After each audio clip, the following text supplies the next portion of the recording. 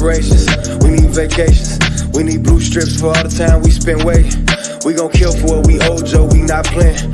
Mr. President, I think it's time we get paid. I watched all of my people die. Why your people try to act like we commit crime? Get killed on TV, got our kids scared to go outside. It's time you pick a side. Before we turn this bitch up, Mr. President, better fall in line. Yeah, we don't need loans, we need what we owe. We need police to stop killing sisters inside their home. And when it happened and we burn this bitch down, they need to stop telling us we was wrong. Hey, and we need unity. We need the government to stop bringing drugs in our community. They better stop playing, we not the ones. You got guns and we got guns. We kill if you play with our funds. Yeah, how we supposed to restore when they won't give us more? When they got knees on our necks when we walk out the store. How we heal when they go to the park, kill a 12-year-old boy for killing, we ready for war. Yeah, and we need reparations, we need vacations, we need blue strips for all the time we spend waiting. We gon' kill for what we owe, Joe, we not playing. Mr. President, I think it's time we get paid.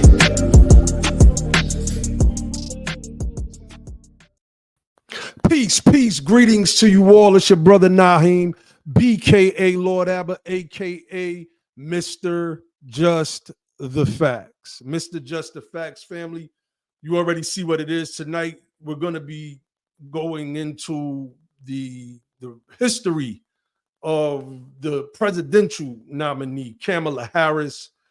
We're going to explore some of her record out there in California and San Francisco and how she views us, right? How does she view us? How does she view us as a people, the American freedmen? So make sure y'all hit the like button, share the video out, all that good stuff. If you're not if you haven't subscribed to the channel, what you waiting for? Hit that subscribe button, hit that little bell icon next to the subscribe button so you can become a part of the notification nation and be informed every time BTP drops its dynamic content. Also, if you would like to become a member, a shout out to BTP Isla for becoming a new member of the channel, hit the join button. Hit that join button, support the platform. We have to grow our media. We have to grow our voices because there are people that are trying to outdo us right now. And they have the means because they've been doing it for a long, long time. We are grassroots. And being grassroots, we don't have the same resources that these other people have. These people that are mainstream, these people that they don't care about anything. They will gaslight their own mothers and their own children so that they could get ahead. And I'm going to speak about some of that today, too, in the form of Mr. Roland Martin. I'm going to speak about that. So shout out to the family, man. Cash 504, what's good, fam? You know, my New Orleans peoples is in the building. Sister Isla, of course. Brianna, what's going on, sis? What's good? What's good? Good to see you back. You know, reviewing our platform again. Sister Shanna was good. I'm coming to get my bike back. What's going on, man? Ty Friedman is in the building. Okay. The fam is up in here. Iron Physique. You know, we got the fam up in here, man. Our family from Los Angeles is on deck. This joint gonna fill up, and I know everybody is usually watches our live streams from Twitter, but we would like for you to, even if you feel comfortable watching on Twitter, go to the YouTube channel, Be the Power, click that subscribe button, click a like on this video, share the video out, let the people know that we're having a conversation right now. We are definitely having a conversation. So I didn't know where I wanted to go. BTP Riri, what's going on, sis? I don't know if I shouted my sis out, but shout out to my sister BTP Riri. Let me see, man. I don't know where I want to start, but I you know what? I know where I want to start because there's going to be a theme. There's going to be a theme in what we see over these next couple of weeks because we've witnessed this. We have called it out on our Be the Power platform several times, and that is this shaming of quote unquote black men for us to get behind the women, you know, to let the women lead us. You know, they have reversed all the roles or have blurred all the roles in this society. So I want to start with this individual. I want to start with this tweet that somebody, we got 100 people watching so far, and I know most of those are on Twitter. Again, y'all come over, y'all come on over to the YouTube channel, man. Click like on the video, and subscribe. Come support the platform, fam. But I want to start with this person right here because I was warning people. I was warning people that there are a bunch of feminists and misandrists in this space. And the misandrist is a woman that hates men. She has a hatred for men. And this usually oozes out in their politics and how they choose to interact, react, etc., etc. So we watched that certain people came in this space and they created beefs with us, because Be the Power is a group of men. It's a group of brothers. United Sons and Daughters of Freedmen is men and women. It's brothers and sisters on our board. But on this platform, and that's not necessarily by choice, it's just, none of the sisters really stepped up when we were forming. I don't even want to say none of the sisters stepped up when we were forming it. I'm phrasing it wrong. When we were forming it, it was just brothers. And then we would put the call out for the sisters. And, a lot of sisters, they had their own agendas and they had their own secret thing against us that we didn't find out until maybe 2-3 years later. And this person right here, I'm going to give us some light on this platform. P. Denise Long. I'm going to give us some light on this platform. Right. This is a person that has taken all of our information, that's absolutely just stolen it and pretty much put her name on it and makes it seem as if she has come up with all of these ideas and talking points that she has taken from us verbatim. And the reason why I want to highlight her as I move forward, because we cannot allow the Democratic Party to continue this gender divide, which harms our freedmen families. 2, we cannot let feminists, because this is supposed to be a conservative. This is supposed to be a conservative, but she's by all accounts a misandrist. She hates men, our men in particular. So I'm highlighting her because I'm seeing on the timeline the woman or the feminist power movement stepping up, regardless of their political affiliations. And this is what we have. So let me read this tweet.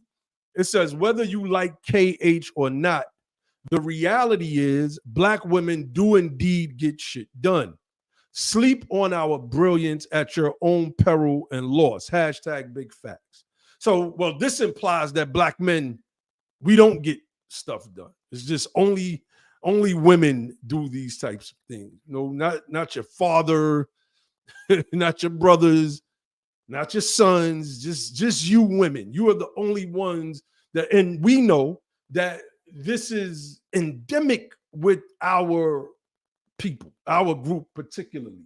You don't see the strong, you don't see, oh, I'm a strong white woman. You only see, I'm a strong Black woman. You don't see, I'm a strong Asian woman. I'm a strong Hispanic woman. No, we only see this when it comes to our people. Brother Jonathan, was good, fam. We only see this when it comes to our people. It's gender divide. We have to break this thing, because the focus can't even on our end just be on men. The focus has to be on our families. But to counter this narrative, we're going to have to go out and build with men and let them know of this nefarious plot that's going to be hatched by feminists all across this country. Now, I can read the rest of her tweets, but I'm not. Let's get up out of here. I'm not. So I want to start, secondly, with Roland Martin. Y'all bear with me on this. Y'all make sure y'all click the like button. I'm gonna run through some articles. We're gonna get through. We're gonna get through some things. We're gonna get through some things today. And I don't really want to touch on the racial issue because that people have been harping on that since 2019. No, yeah, since 2019. They've been exposing Kamala cosplaying as an American freedman woman. Videos are dropping all over the place. And I'm gonna touch on it. I may touch on it a little bit, but I don't want to get into that. I want to show people that this person has been detrimental to our people. So let's start here. Let's start with Roland Martin. Trump is at a ceiling. If Biden steps aside and we elevate Kamala as much. Hold on. Let's start here with Roland. Y'all bear with me, fam. Y'all bear with me. Start here with Roland. Now, everybody remembers this guy, Mark Thompson. He's a geesh, man. I'm gonna be easy with the name calling tonight. I'm gonna keep it as intellectual as possible until I get in my mode. But this guy, I mean, this guy's trash. He's basically trash.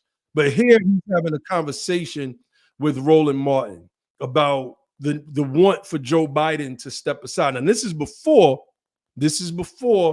obviously, Biden steps down and he endorses Kamala Harris. So let's listen. If Biden steps aside and we elevate Kamala, as much as I support Kamala being the next president of the United States, that 47% might go up.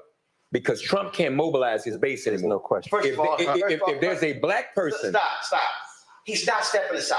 So it's a wasted conversation. No, but let me just finish, Roland. No, it's a wasted conversation. He's not stepping aside. But Roland, wait a minute. I'm just telling you what I'm responding to the people who are saying that. No, what I'm saying to the people who are saying that, let me be perfectly clear to the camera. He ain't stepping aside. Well, we've heard Michelle might run, step aside, broker convention. He's not stepping aside. The only way he steps aside is if he resigns. So, I agree. So until it happens, it's just a hypothetical conversation. That's a waste of time. Well, but people talking about Gavin Newsom and everything else. All right, so I'm gonna stop it there, right? And there's a reason why before I get into Kamala, I wanted to point out these two facts. Peace, Sister Roz. What's going on, sis? I wanted to point out, these two things. I wanted to point out that the feminists and the misandrists, regardless of party, you're going to start seeing this shift and you're going to start seeing more attacks on our men. And I want to show you Roland Martin, who is supposed to be black media. He's supposed to be the man that we listen to, that we are supposed to get our news from. And he sat there and argued with that man about Joe Biden is not stepping aside.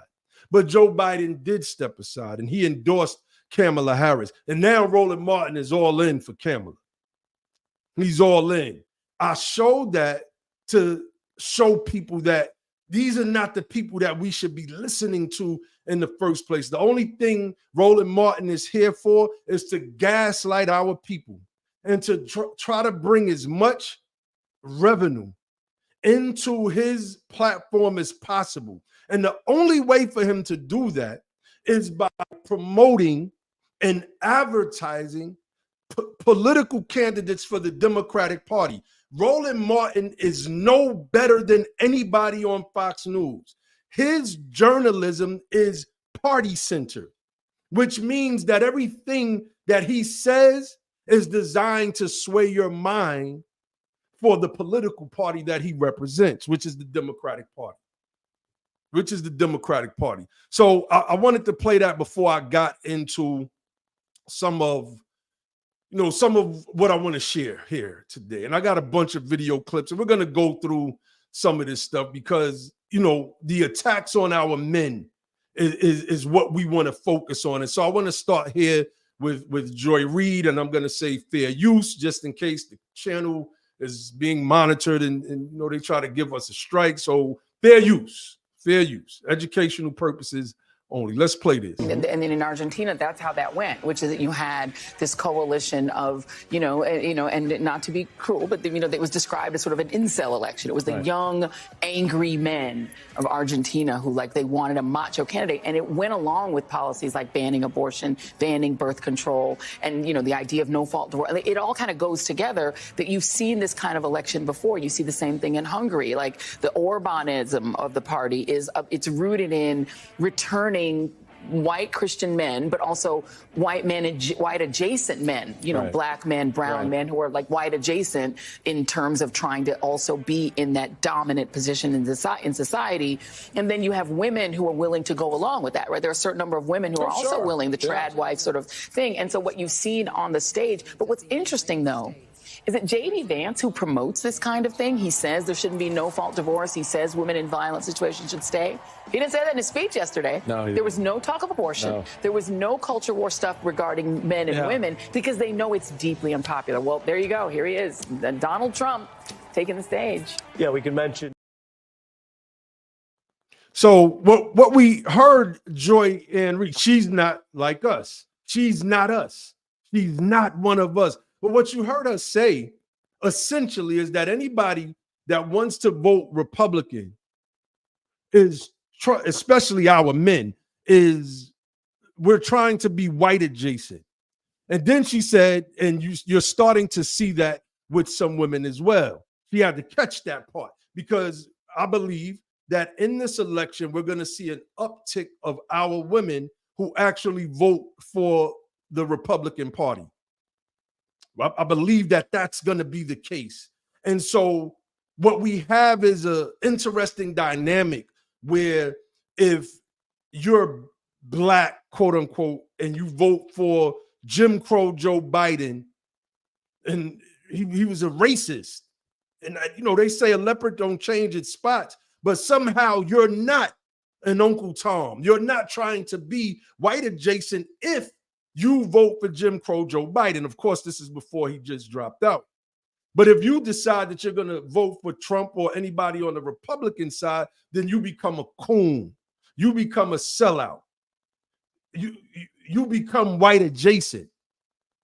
These are some of the attacks that we are going to be faced with as men. And we have to really, really form a coalition moving forward. We have to really, really form a coalition moving forward. Sister Constance, what's going on? Long time no see. My sister Antonia is in the building. What's going on? Peace, Queen Yasmin. Yes, Sister Roz. She basically said that black men that lean Republican are trying to be white adjacent. That's what she implied there. So let's run through some of these clips, and then I'm going to get into some of some of these articles, because we have to touch on Kamala's record. We have to see, is she somebody that we should be throwing our weight behind, or is she somebody that we should be throwing away? We rejected her the first time. Why are we accepting her now? It makes no sense to me. So let's start here. My regret is that I have now heard stories that where in some jurisdictions DAs have criminalized the parents. Right. And I regret that has happened, and that the thought that anything that I did could have led to that, because that certainly was not the intent. So I decided I was going to start prosecuting parents for truancy. Well, this was a little controversial in San Francisco. Give their parents the resources, hold the school districts accountable. Why aren't the school districts raising the alarm and putting all the resources possible into getting these kids to school every day? And as a result of our initiative, first of all, nobody went to jail. Right. If it doesn't improve, and if we see the kid back in the system, then the penalty goes up and would likely result in that parent being sent to jail. So we see that Kamala Harris oversaw the imprisonment of parents if their children didn't go to school under the truancy laws. And I'm going to pull an article up. But before I pull this article up, I want you all to think about the fear mongering of Project 2025. I want you to imagine.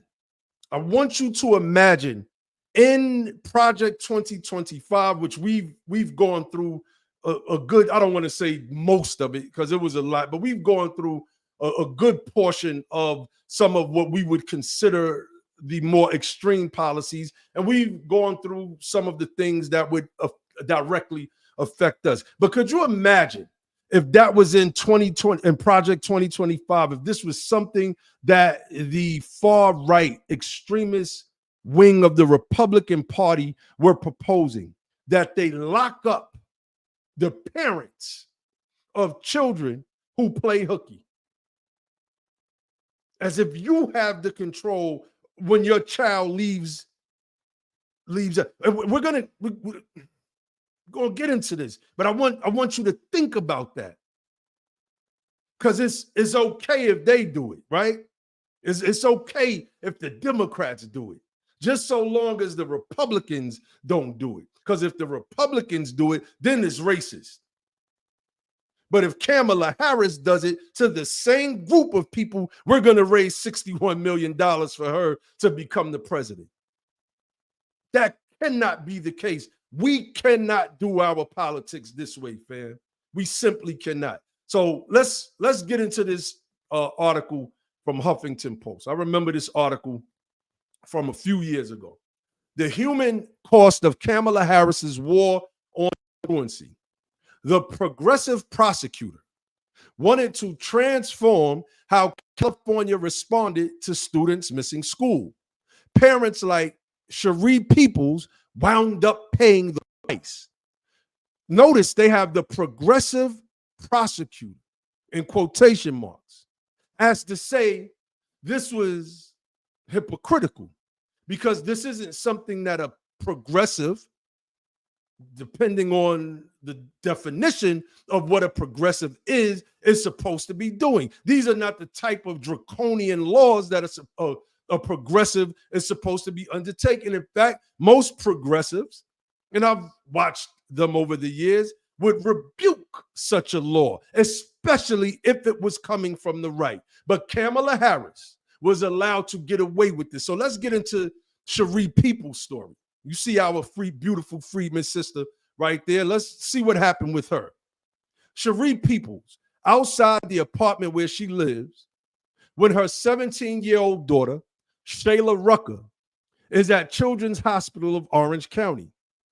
Peoples was arrested 6 years ago for Shayla's repeated truancy, despite ample evidence given to the Orange County school showing Shayla suffers from sickle cell anemia, which leaves her in constant pain and requires frequent hospitalization.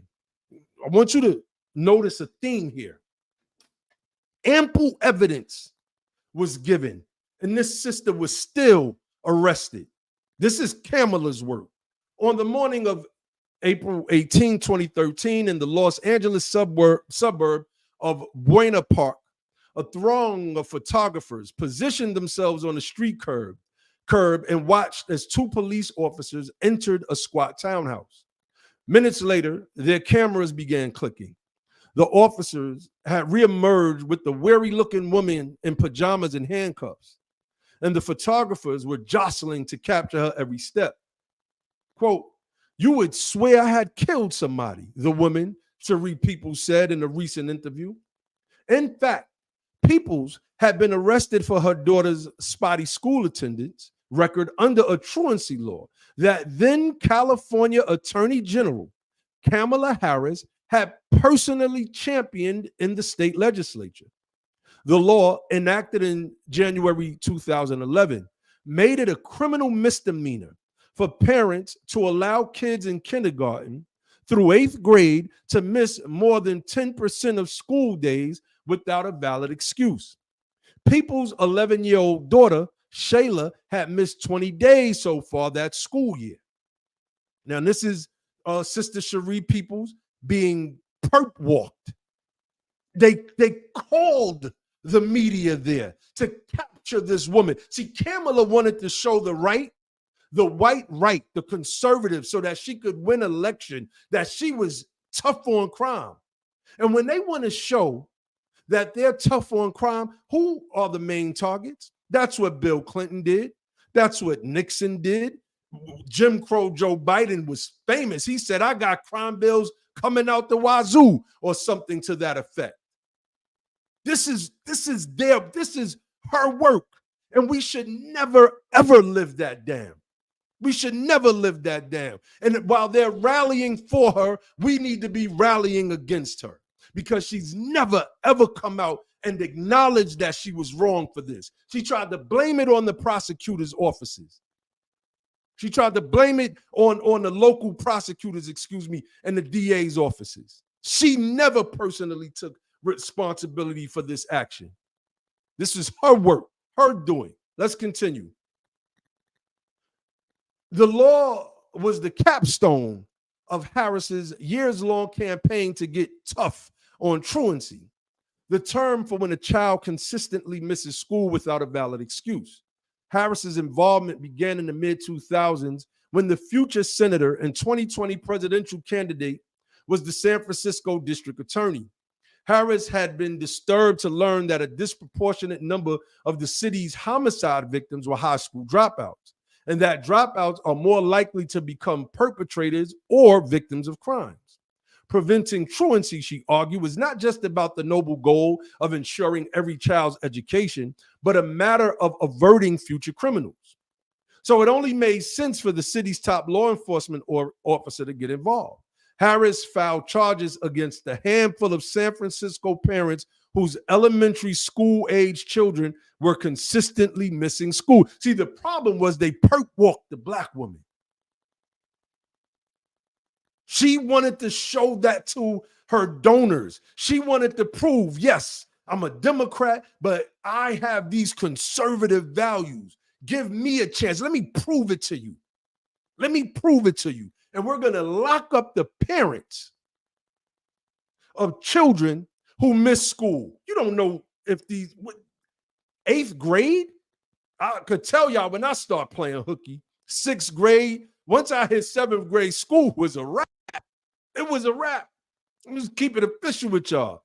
My mother deserved to be locked up because I chose not to go to school. How would she even know where I was at? There wasn't no cell phones at that time. Not when I was growing up. It just wasn't. It says preventing truancy, she argued, was not just about the noble goal of ensuring every child's education, but a matter of averting future criminals. So it only made, I read that part, my bad. A few years later, she persuaded the state legislature to adopt harsher penalties for truancy. Under the new law, because, people say, no, it was an existing law and Kamala just enforced. No. Kamala modified it. She modified it. Under the new law, the parent or guardian of a young truant child could face a fine of $2,500 or more, or 1 year in jail. Harris pushed hard for the law as she was running for attorney general, and it passed just as she won the election. Now, I remember the interview that Cherie Peoples gave to one of these channels, I won't mention. And in that interview, she talked about how the people that had money, they were basically paying that $2,500 in advance. They knew that their children were going to miss school. Why? Because they know that they didn't have control over their children once they left the house after a certain time. So they were kicking out that fine money like nothing. But when it came to our people who could not afford $2,500, she was staunch on locking them up. We are putting parents on notice, Harris said at her 2011 inauguration. If you fail in your responsibility to your kids, we are going to work to make sure you face the full force and consequences of the law. And this is how you get this sister right here being perp walked. This is exactly how you get this sister being perp walked in front of the whole state of California. She don't know what's going on. And you tell me that I need to put my support behind this woman because Donald Trump is a racist. And Kamala Harris, obviously, she can't be a racist, right? She only targeted black people in the state of California, but that doesn't make her racist. No. Come on, family. Well, let's go to the next article. We're going to run through this real quick. It's mine. I was putting a bunch of notes and things together, and I decided, nah, we're not going to do that. We're not going to do that. We just going to run through a lot of these articles, and we're going to show our people how Kamala Harris and her policies as a district attorney were horrible, absolutely horrible for our people. So, matter of fact, I pulled up the wrong one. All right, I'm going to pull this one up for now. Give me a second, fam. Make sure y'all hit that like button. Make sure y'all share the video out. Make sure y'all subscribe to the channel. Here's the other one. Here is the other one. So, exclusive. This is from the dailymail.com. Oh, this was published. When was this published? August of 2020. Exclusive. Kamala ruined my life. A lot of lives. Wrongfully convicted man who spent nearly 20 years in prison, including the notorious Pelican Bay, after then DA Harris sent his case back to trial, says she's an opportunist. Let's get a picture of this brother. You know, we got to see their faces. This is brother Karamad Connolly. I don't know if I'm saying his first name right. Karamad Connolly. And he was accused of murdering Charles Hughes and Rashawn Johnson. Weak evidence. Weak evidence. Kamala Harris did not care. She just didn't care. So I'll read the bulletin points and I'll close this one out. Kamala Harris, 55, served as the San Francisco district attorney between 2003 and 2010 before becoming California's attorney general. Known for her stance on crime. Let me blow this up so y'all can see this, matter of fact, so y'all can read this with me. These advertisements in the back is just crazy. So pardon me. I got bras and all type of stuff in the background. One of her final acts as San Francisco DA, I like them hats though. Let's keep it official with y'all. One of her final acts as San Francisco DA was to send the case of Karamad Connolly, now 50, back to trial after he was cleared of a 1989 double murder. Now, speaking in an exclusive interview with dailymail.com, Connolly describes Harris as an opportunist. He said, I would hope she's learned from those mistakes. That's all I can ask from her. Because you did ruin a life, you know, a few lives, a lot of lives. Connolly was accused of the deaths of Rashawn Johnson and Charles Hughes. In December 2010, his case was vacated and dismissed without prejudice. But because it was dismissed without prejudice, it opened the way for a retrial. In her last month as San Francisco DA, Harris decided to send Connolly's case back to court, and he was sent back to jail to await his new trial. He said, quote, had Kamala not played those games, I would have walked out of the prison. I would have walked out of the prison I was in straight home. Straight home. This is what this woman did to this brother. She ruined this man's life. She ruined his life. There's another brother, and I thought I had that story pulled up. So y'all give me 1 second, because I want to pull that up. I want to show people that, you know, this person is not somebody that we need to be supporting at all. Like I said, I can get into the if she's black issue or not, but I don't want to get into that necessarily today. I may touch on it. But here's another brother, Jamal Truelove. He was an aspiring rapper, and he was on a reality TV show. My memory serves me correctly. Vice covered this. Vice did a whole documentary on this. Kamala Harris, prosecutors, sent this innocent man to prison for murder. Now he's talking. Dirty cops, a bogus eyewitness, years in violent prisons, and a liberal politician whose star keeps rising. See, I like how they point out the fact that she's supposed to be liberal, that she's supposed to be progressive, but how she moved was not liberal or progressive. How she moved was like those far right-wing conservatives that felt like that all of our people, especially our men, needed to be locked up. If you were innocent, give me scant information and I'm going to lock you up. Has this not been the pattern with so-called white supremacy in this country since our being here, going all the way back to John Punch? I could get deep into that, but I'm not going to. Let's get into it. Jamal Truelove almost saw it coming. He figured he might be arrested. Let me blow this up some more. A little bit more. He figured he might be arrested or at least spend some quality time with police after his friend, Say Kuka, was shot and killed one warm night in July 2007. Quote, when somebody dies in the hood, everybody feels like they're involved, he explained recently during a sit-down with Vice at the clubhouse of United Players, a violence prevention nonprofit based in his hometown of San Francisco. Quote, when someone gets killed, you can plan on getting jacked up by the police regularly. So basically, the police, if something happens, right, the police are supposed to be there to protect and to serve. You know, they talk about these police putting their lives on the line all the time, but where are they? Why are the murder rates so high in Black communities? Who are you protecting? Why do innocent people get killed? If the police are there to protect, who are you serving? Because you cannot be serving the interests of the community. You can't be. Not by going around and roughing people up. That's another subject for another time.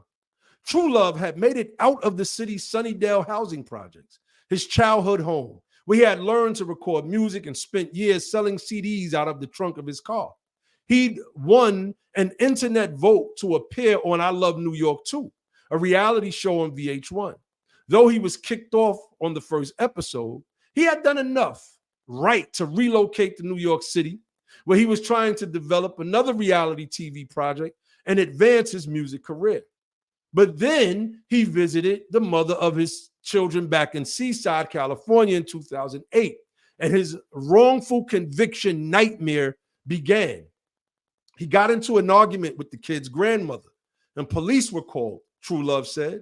The officers went from almost bored to wide-eyed and agitated after running his ID, reaching for their weapons and shouting at him to get on the ground, he recalled. I'm like, oh man, whatever this is, I'll be out within 72 hours, the maximum length of time police can hold someone without charging them with the crime. So this brother is like, all right, I don't know what the hell this is about, but I know I'm going to come. I ain't do nothing. I'll be home soon. He knows his life path because he's walking his life path. He's living his dream. He's back home visiting his children, and something happens with the grandmother of his children.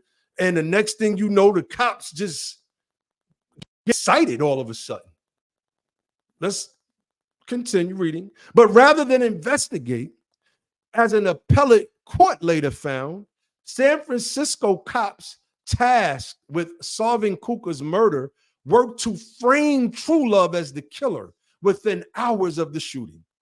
Though 24 or more people saw Kuka die, only a single eyewitness agreed to talk to police. And though she failed to pick Truelove out of a series of photos and identified someone else by name, police eventually coerced her into fingering him, including shortly after his VH1 show aired late in 2007. This man is living his dream. Life ruined by Kamala Harris and the people up under her. An arrest warrant was issued the following year when a second person facing third strike felony charges told police Truelove was the shooter. It was bad luck that he happened to have a run-in with law enforcement soon afterward. So you got somebody saying, yeah, man, that dude is the shooter because this person is trying to get their sentence reduced. If you grew up in the hood, you know what that's like. Somebody trying to blame you for something that you didn't do, especially if you got locked up for it already. They're going to point the finger at you. That has happened to a lot of cats in the hood. Despite no physical evidence linking him to the crime, True Love was convicted and sentenced to 50 years to life. It's the closest thing to dying, he said. True Love was transferred to jail in San Francisco, charged with first-degree murder, and brought to trial in early 2010. Despite no physical evidence linking him to the crime and the fact that eyewitness testimony is notoriously unreliable, he was convicted and sentenced to 50 years to life. For her testimony, remember that lone single witness, the alleged eyewitness also received more than $60,000 in housing and relocation benefits from the office of a rising political star, San Francisco District Attorney Kamala Harris. Family, this isn't a made-up story. If she will do this for power at the state level, at the municipal level, who knows what she did at the state level? Who knows what she'll do at the federal level? This is our people suffering here. This is our people suffering. And she doesn't care. She doesn't care at all. Let's continue reading. True Love's story of wrongful conviction and eventual exoneration has been told before. He even won a $13.1 million payout from the city of San Francisco. But now one of the key players is making a serious run for the White House. And True Love is anxious to tell his story again, this time including the role Harris played in it. He told Vice in his first ever interview about Harris and his wrongful prosecution. As a marijuana legalization supporting, Trump trolling 2020 Democratic presidential candidate, U.S. Senator Harris portrays her career in law enforcement as that of a quote-unquote progressive prosecutor, an empathetic and thoughtful purveyor of help who addressed the root causes of crime rather than merely punishing wrongdoers. Well, we know that that's false. She punished the parents of children that played hooky with jail time and let those who had money pay her off. And their children were still allowed to play hooky as long as they could pay that $2,500. This is a fact. This is a fact. But True Love's case is perhaps the most glaring contradiction in Harris' record.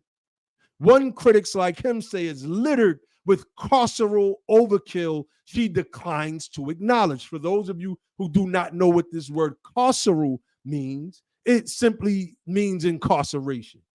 You see the root word in there, carceral, locking people up. And carceral overkill means locking up quote unquote black men, because that was the focus of her office. Back in 2007, when Harris was San Francisco's DA, the city's homicide rate hit a 14-year high. Let me read that sentence again. Back in 2007, when Harris was San Francisco's DA, the city's homicide rate hit a 14-year high. 75% of the time, no suspect was ever arrested. So now, if you get somebody, let's coerce a witness. It doesn't matter if he killed the man or not. We're going to coerce a witness. And then afterwards, after we get everything squared away and this guy is off to state prison, we're going to give the witness $60,000 in gifts and prizes. This is Kamala Harris, family. This is her office. This is who she is. And we cannot be fooled by her, by Roland Martin, or by anybody that's pushing this person onto us as if she represents black people's interests, because she does not, or else her record would reflect that. Let's continue. Though she faced no serious opposition and was easily reelected that year, Harris arguably wasn't making enough cases to win over the more conservative voters she might need to make a play for statewide or national office in 2010. So what is the theme of the Democratic Party? One of the major themes of the Democratic Party is to appeal to the moderates and the centrists and try to win them over. This is why Warnock defeats what's his name? Herschel Walker in Georgia. Because Herschel Walker, those moderate and centrist, Republican-leaning white women, they wasn't feeling his record on abortion and the things that he was saying that was contradictory. But notice Brian Kemp easily crushed Stacey Abrams. Same state, statewide election.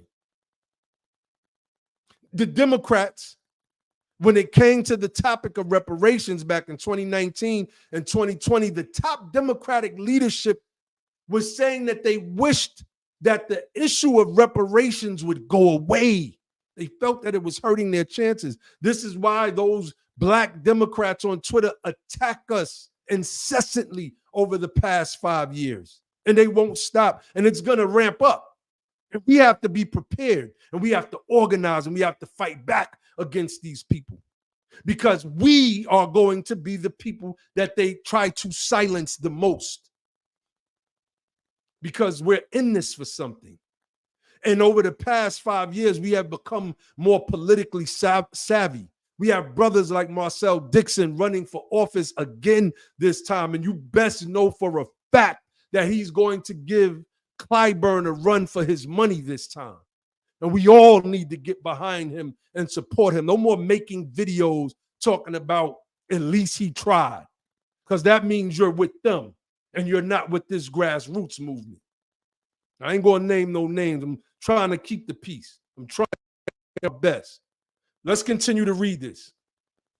That may have served to make winning murder cases like the one's True Love all the more urgent. According to True Love, Harris was present at the hearings, announcing both the verdict and the sentencing in his case. She even briefly locked eyes with him at one of the proceedings, offering what seemed like a quote-unquote smirk, he said. So imagine this man is just having his life thrown away.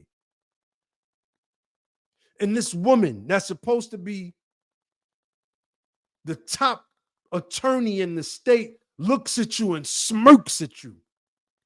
It's just like when she laughed in that video about locking up parents and how it's controversial. Well, who was she talking to in that crowd? Because I guarantee you it wasn't no large American freedmen audience in that crowd, because she would have got booed off that stage. She would have got booed off that stage. She wanted to be present for a celebration of a conviction, True Love said.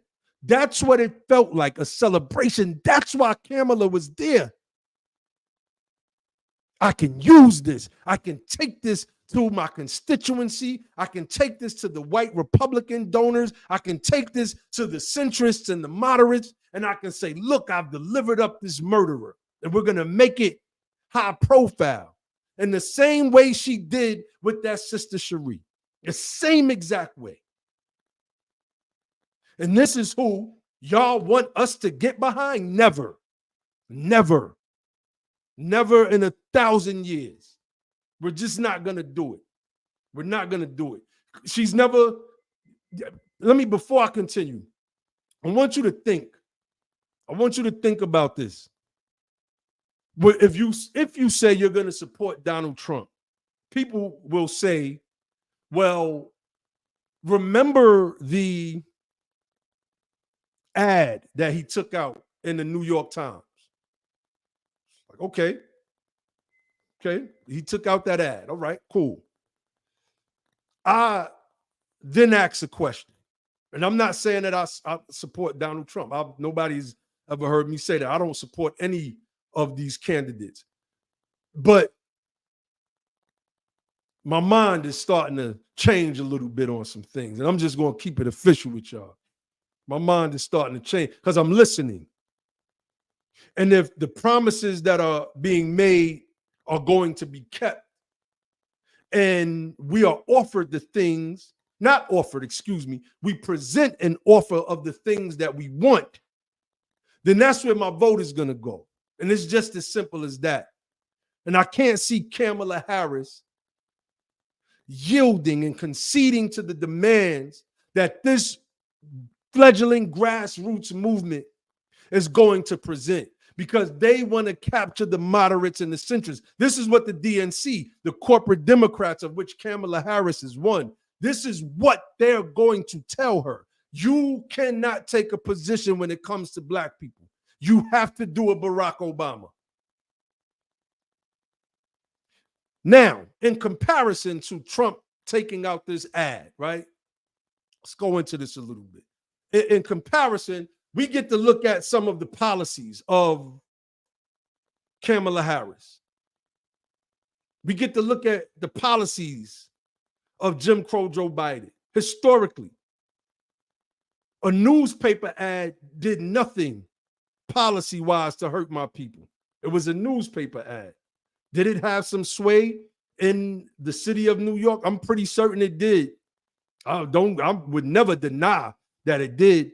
The mainstream media in New York City, they pumped the case as if them young brothers were guilty, as if they watched them hold that white woman down and take turns themselves. Come to find out they didn't do it. Mainstream media in New York never issued no apologies. We watched the news. We watched it. We watched the trial. We watched everything about it. But what Trump did wasn't a policy. You want me to bypass policies that this person has created that have hurt my people because you say that the other candidate is a racist, and that Kamala Harris, who's an Indian American, she's not a black American, quote unquote. She's not. Let's be clear. You can't tell me that, oh, well, she's black because of her Jamaican father. Her Jamaican father is mixed. Some is saying that black is not black, quote unquote, that African stock. There's reports about that as well. Nevertheless, that is not the predominant blood that runs through Kamala Harris. Barack Obama, that wasn't freedman blood that ran through his veins. That was Sudanese blood, but you can point to the fact that he was half and half. Kamala is 1/4 at best. So you can't tell me that she's a black woman. She's an Indian American woman. That's a fact. Let's matter of fact, say it from my own mouth. Yes. You are Indian. Yes. Okay, and I don't know that everybody knows that, but I find that wherever I go and I see Indian people at the supermarket, on the street, everyone's like, you know, Kamala Harris is Indian, right? It's like the thing we're so excited about to have you running for president. Yeah. So we're both Indian, but actually we're both South Indian. Yes. You look like the entire one half of my family. Okay, thank you. You do. I've been telling people we're related already, so this is perfect. It's basically true. And so were you raised eating South Indian food? South Indian food. Lots of rice and yogurt, potato curry, dal, lots of dal, idli. Yes, idli. That's a deep cut. That she admits that she's an Indian. She admits that. These people, she comes from an elite class of Indian stock, the elites of the elites, the white people of India, if you will. That's what her family is. The Vivek Ramaswamis, etc., etc. That's what they are. That's what they are. And they don't have no problems trying to cosplay us. How do we know that? Let's stop sharing this. How do we know that? Let's show and prove. Y'all know what we do over here. Mr. Just the Facts. Hey, y'all make sure, because we got a lot of people watching right now. We got 260 people watching right now, mostly from Twitter. Go on over to the YouTube channel, Be the Power. Just give it a like. You might want to watch it and like watching it from Twitter. Just go on over to the Be the Power YouTube channel. Give the video a like and subscribe to the channel. Support the channel. But how do we know that they like cosplaying us? How do we know that? That woman that she was just talking to, her name is Mindy Kaling. Mindy Kaling. There was an interesting story that came out a few years ago about her brother and how her brother pretended to be black so that he could get into college. Let's review. This is her brother. Vijay Chokalingam says he changed his look to appear black, right, when he applied to medical school. So this guy was able, I don't know how, I guess cutting his hair and shaving it down made him look like one of us. I don't know. He don't look like one of us to me. He's just not like us. Just not like us. But it must have worked. But some in the CNN article, they challenged the validity of the claim. It says CNN actress Mindy Kaling's brother. Remember, this is the same woman Kamala was just talking to in the cooking video, talking about their favorite Indian dishes. Dal, lots of dal. This is her brother here saying that he changed his appearance. He's anti-affirmative action. He's anti our people. Birds of a feather flock together is the old saying. Let's read. Actress Mindy Kaling's brother says that he posed as a black man years ago to get into medical school and that the experience opened his eyes to what he calls the hypocrisy of affirmative action. The revelation comes as Vijay Chokalingam, who is of Indian descent, is pitching a book about his experiences as a, quote, hard partying college frat boy who discovered the seriousness and complexity of America's racial problems while posing as a black man. On his website, almostblack.com, Chokalingam says he hatched the plan in 1998 after realizing in college that his grades weren't going to be good enough to get into med school as an Indian American. Quote, so I shaved my head, trimmed my long Indian eyelashes, and applied to medical school as a black man, he wrote on the website. My change in appearance was so startling that my own frat brothers didn't recognize me at first.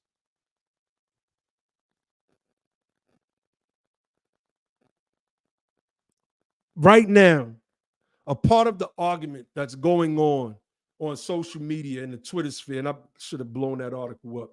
A part of the argument that's going on is the blackness of Kamala. And I didn't want to get into that. I wanted to get into Kamala Harris's record today to show that this person is not what they're propping her up to be. She's not. But I wanted to show people, and let me go back up. I wanted to show people that this guy right here is the brother of the woman. Matter of fact, let's play the video again. Hold on. I want to play that video again. Because I don't know that everybody knows that, but I find that wherever I go and I see Indian people at the supermarket, on the street, everyone's like, Kamala Harris is Indian, right? It's like the thing we're so excited about to have you running for president. Yeah. So we're both Indian, but actually we're both South Indian. Yes. You look like the entire one half of my family. Okay, thank you. You do. I've been telling people we're related already, so this is perfect. It's basically true. And so were you raised eating South Indian food? South Indian food. Lots of rice and yogurt, potato curry, dal, lots of dal, idli. Yes, idli. That's a deep cut. Stop it right there. Let's stop it right there. So, and I want to go through the comments because I've heard Judge Joe Brown say this. Our sister Ross says Judge Joe Brown said that he met her father and says he is East Indian. It's in the pictures. It's in the pictures. This man is not a Jamaican. He doesn't look like Beanie Man or Shabba Ranks. He just doesn't look like that. He looks like an East Indian. And he married an East Indian woman. He married his type. And together they had Kamala. And she was exposed. She was exposed so much so that on a debate stage, and I'm going to play this, Tulsi Gabbard, after Kamala went at Biden, Tulsi went at her and damaged Kamala's prospects. And it is our job to bring these things back to the fore. Because right now, Roland Martin and the rest of those people, whom I dubbed the buffer class, they are gathering. They don't care nothing about what we're saying. They don't care about the rising rents and the massive amounts of evictions of our women and our families in this nation. I specifically point out the women because they pretend like they're for women, but our women are being evicted at record rates right now. Roland Martin does not care about that. Roland Martin cares about advertising dollars for his company, his media company, and that's it. And think about it, family. I want you to think about it. With him backing Kamala, he gets to ask, I need X amount of dollars for my budget so that I can do and run advertisement supporting your candidacy. What is Kamala's campaign going to say? How much you need?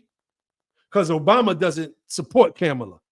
Not as of yet. You know, soon the pressure is going to be on and they're all going to get behind Kamala. But as of right now, there's no news that has broken since he doesn't support Kamala.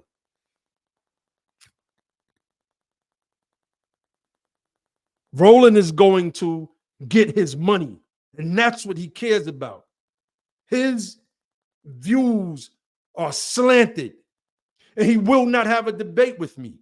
He will not have a debate with a brother Marcel. He will not have a debate with anybody in this grassroots movement. He's a coward. He only debates right-wingers that he knows that he's going to defeat easily in a debate. So you can't run that stuff on us.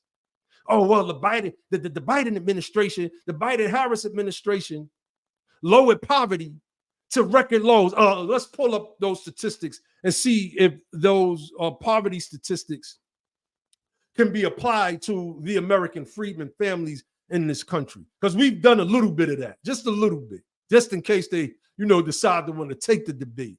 We, really line this thing up and show them that nothing has materially changed for our people in this country. Nothing. You group all the people together and then all of the people of color. That's why they want to stick with that term.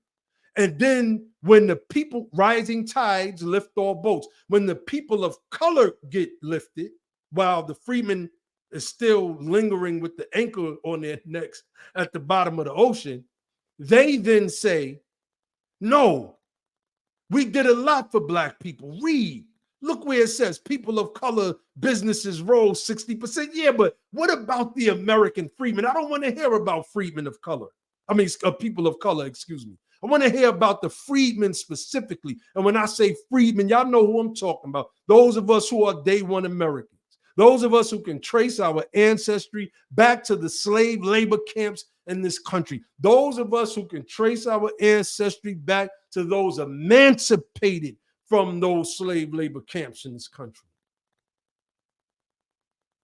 We got to get on the same page, fam. There's a brother, before I play the video, there's a brother that was in my chat last night. One of these guys that came over from YouTube. We was interviewing the legendary DJ FaZe. And y'all make sure y'all support that brother. That brother is doing a tribute to Disco King Mario. Make sure that watch our video last night. We shut it down. That was one of the best discussions we had on the platform thus far. We're trying to get him back on. And this time, Lord Jamal, it was a mix-up. Lord Jamal, we thought he was going to be on last night, but we're going to try to have Lord Jamal on the next discussion. So y'all make sure y'all look out for the notification for that. But this brother came in the chat. He was commenting. And then he said, oh, is this the Naheem that be on Twitter/X? And I seen the comment. I was like, yeah, this is that Naheem dude. This is he. Dude never commented again in the Like this sucker energy, we can't have that moving forward. We don't have to rock with each other. This is people in this space, we just don't rock with each other. And it's just as simple as that. But those people have a unity that we don't have. Y'all fighting against us because y'all running behind a bunch of feminists and misandrists, and you don't even realize it. They're the reason why you don't rock with these men over here at Be the Power. Like, we got to break out this sucker stuff, fam, because you can't be a sucker moving into politics. You can talk that talk on Twitter Spaces and on Clubhouse. That means nothing. That's irrelevant at the end of the day. But when you are in the halls of Congress, when you're in the House, etc., that's where it matters.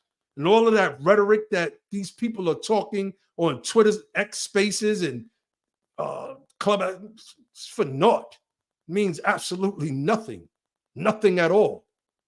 Nothing at all. And I wanted to get that out because Be the Power and United Sons and Daughters of Freedmen, we're going to be leading a charge in the opposite direction.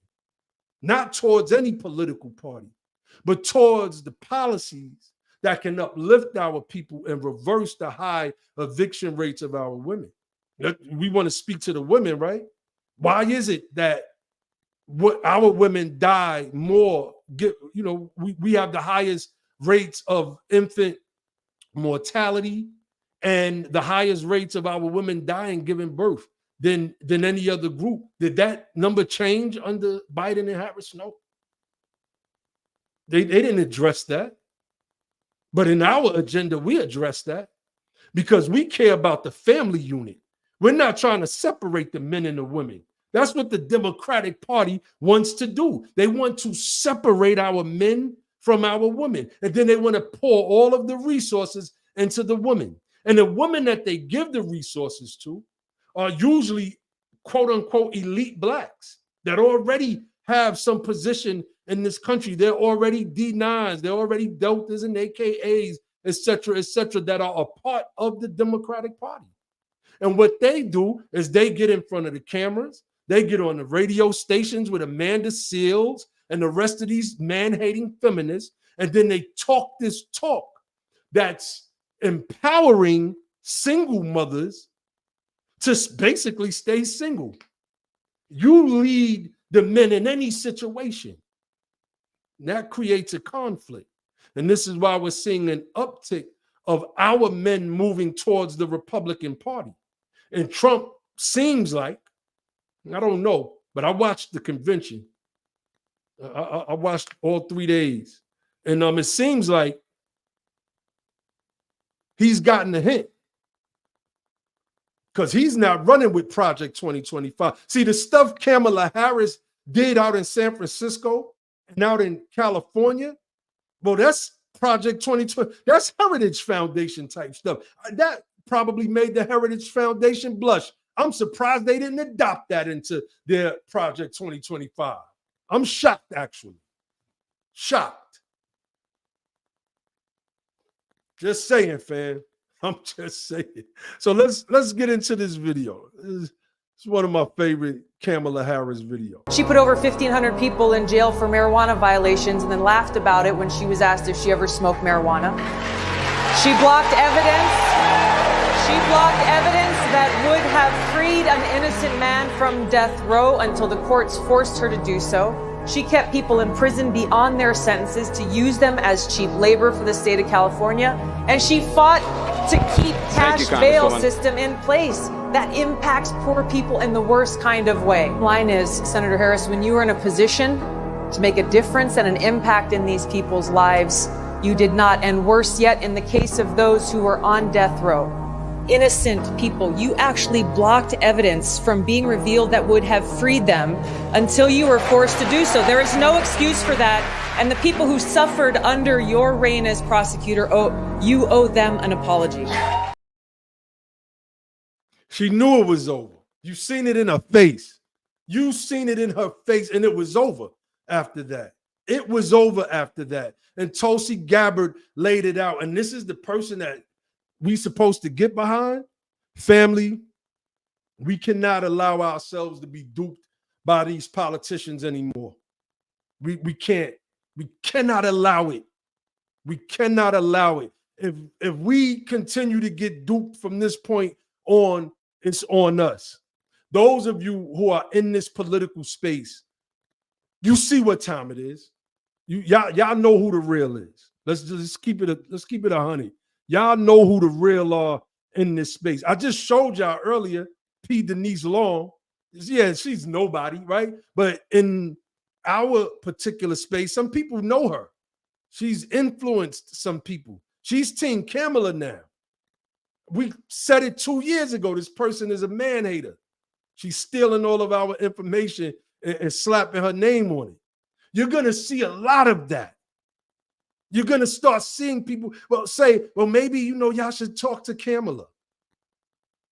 Maybe y'all should sit. And don't get me wrong, we will sit down and talk to anybody. But we know for a fact that the Democratic Party practices benign neglect and they keep running the same playbook.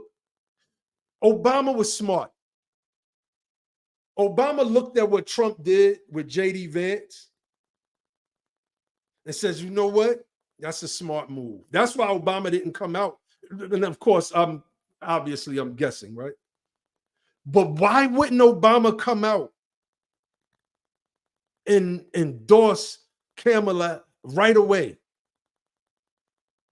How does the future of the party look? Because Tim Scott said, we are not just trying to lock this thing down for the next 4 years.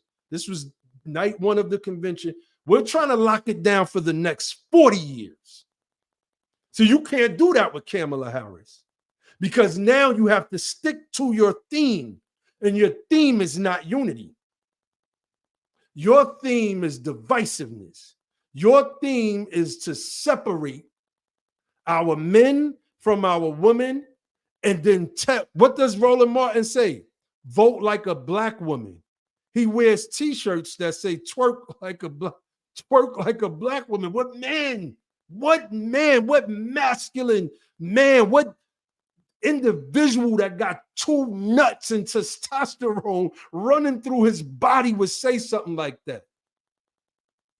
He knows that that's political messaging and branding for the Democratic Party.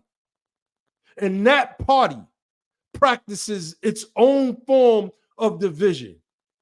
You can say, yes, the Republicans are racist. Okay, cool. We've experienced that. We know for a fact, but you all pretend that you are not practicing some form of discrimination. SBA loans that are strictly going to black women. All forms of loans this is gender discrimination. This is gender discrimination. You're basically saying we don't care about black men taking care of their families because that's what our men want. That's what the freedmen want. We as men, we want to take care of our families. That's what we want.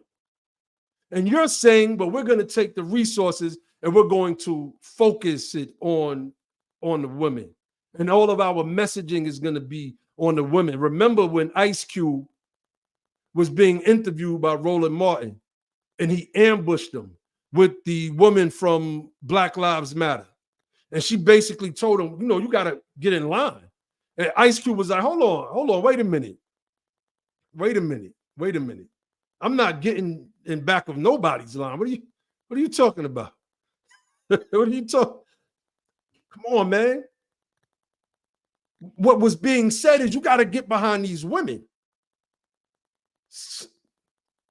And now what you're witnessing is men moving over into the Republican Party and our people not trying to hear it. They're not trying to hear it.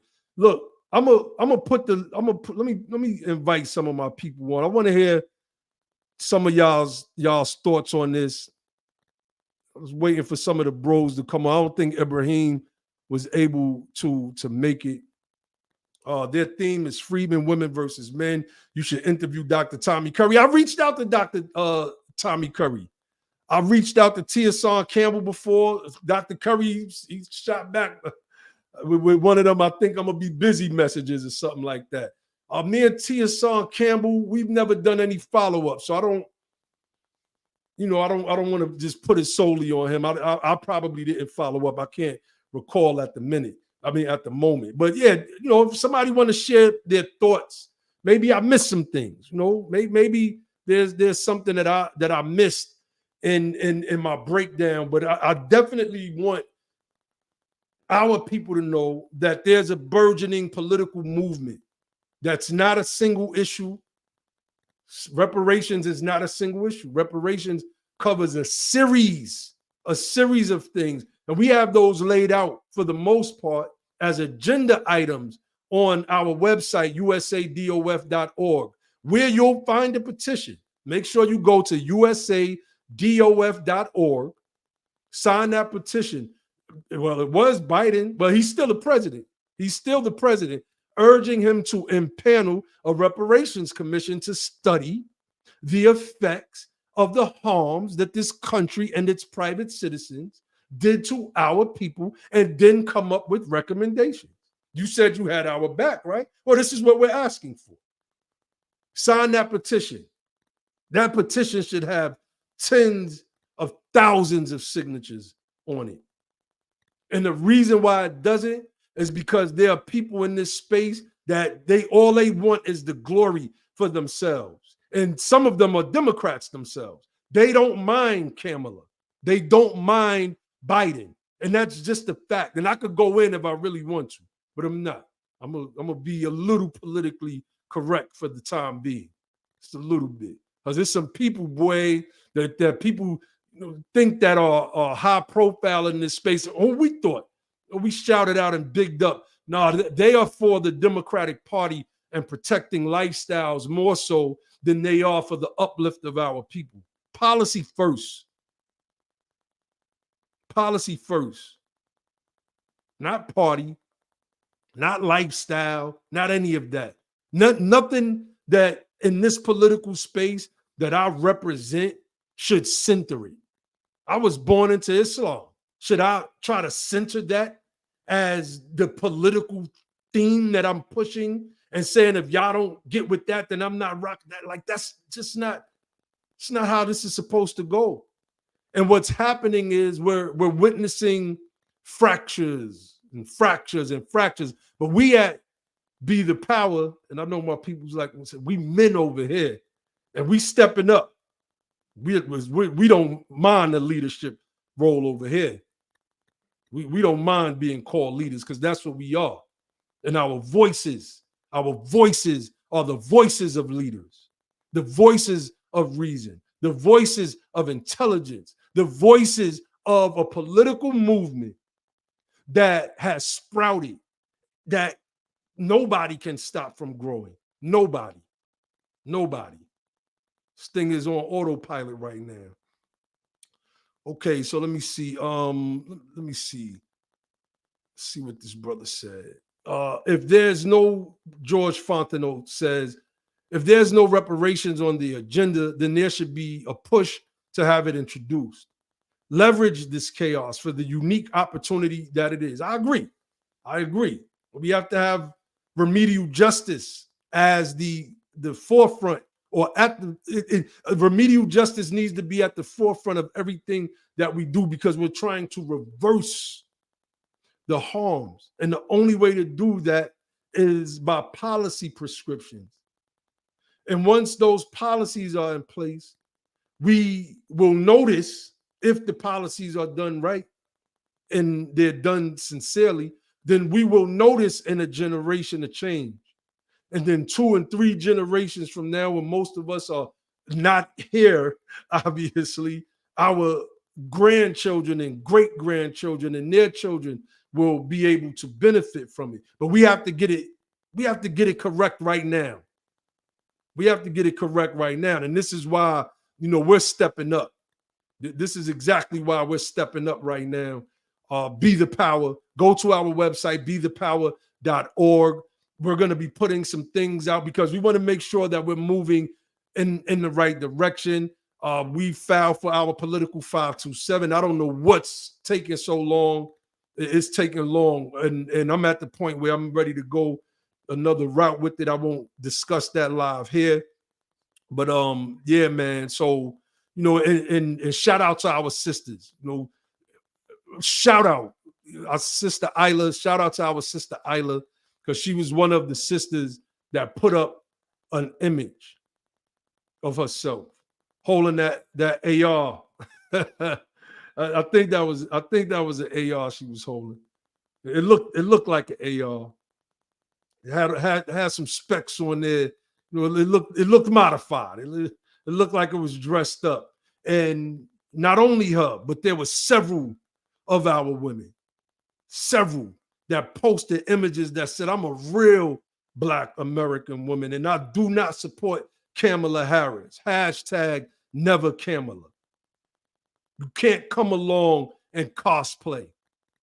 You can't come along and cosplay like you're one of us. It's just as simple as that. You cannot come along and ski-wee and put Timbs and Chucks on and think that you're going to walk into the hearts and the mind. Because isn't that what Barack Obama did when he went to the Apollo and sing Al Green? And everybody was, oh, my president could sing Al Green. I'm voting for him. He got my vote. He ain't do nothing for us, but he can sing Al Green. Those days are over. Those days are over. It's as simple as that. It's time for Project Reparations. My brother Ian in the building said, never Kamala, hashtag never Kamala. That's how we're on it. See, you got to think, and I don't want to ever sound contradictory.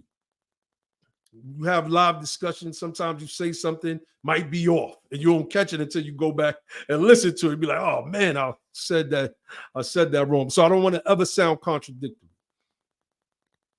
But we speak all the time about sitting at the table with these politicians, and I said this earlier, and I want to say it again. We will sit down with anybody.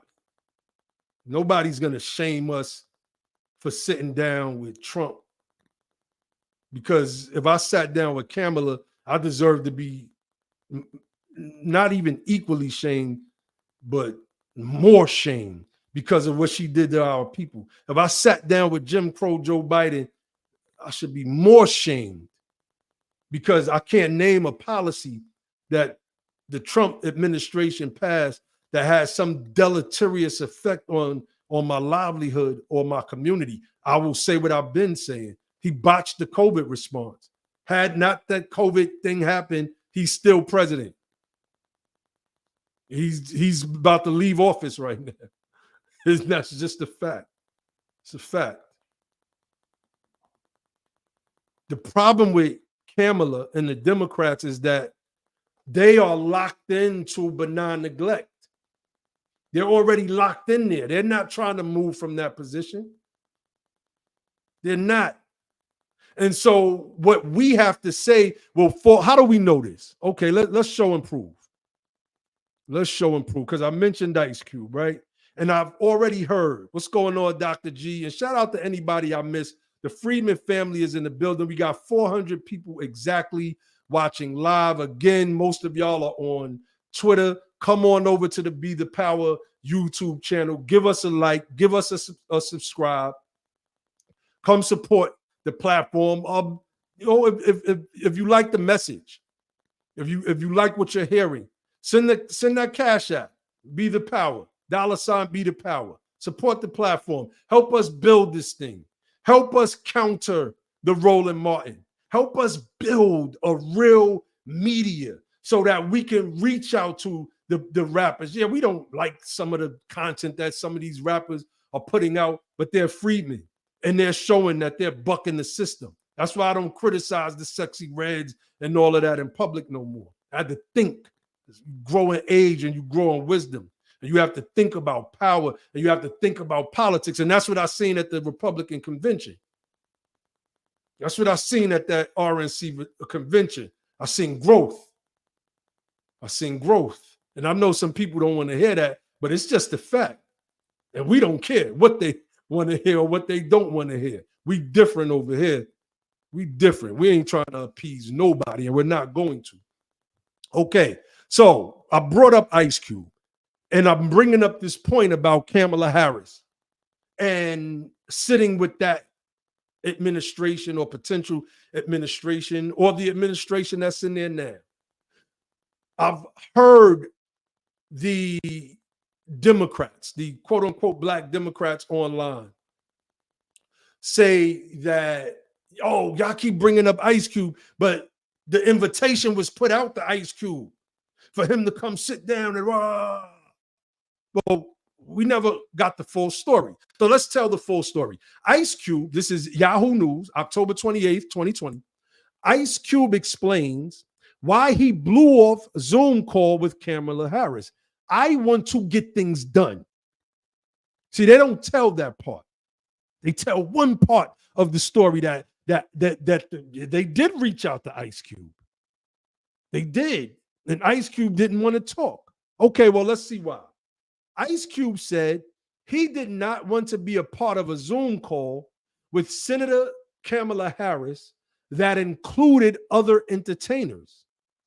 Ice Cube has been adamant that Democrats told him to hold off until after the election before making demands for his contract with Black America. However, he admitted that he blew off a Zoom call with vice presidential candidate Kamala Harris. The NWA rapper and actor recently revealed to Fox Soul's Cocktails with Queens that features Claudia Jordan, Vivica A. Fox, Lisa Ray McCoy, and Selena Johnson, a.k.a.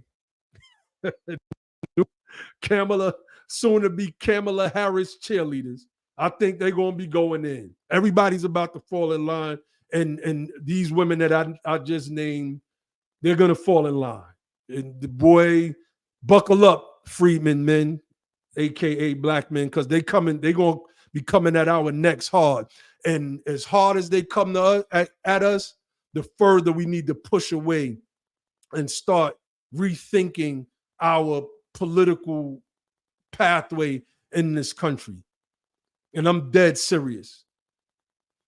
We can talk about third party, or we can talk about the Republican Party that our ancestors were a part of, and making that thing again. Because I'm all for that, because you're not going to do that in the Democratic Party.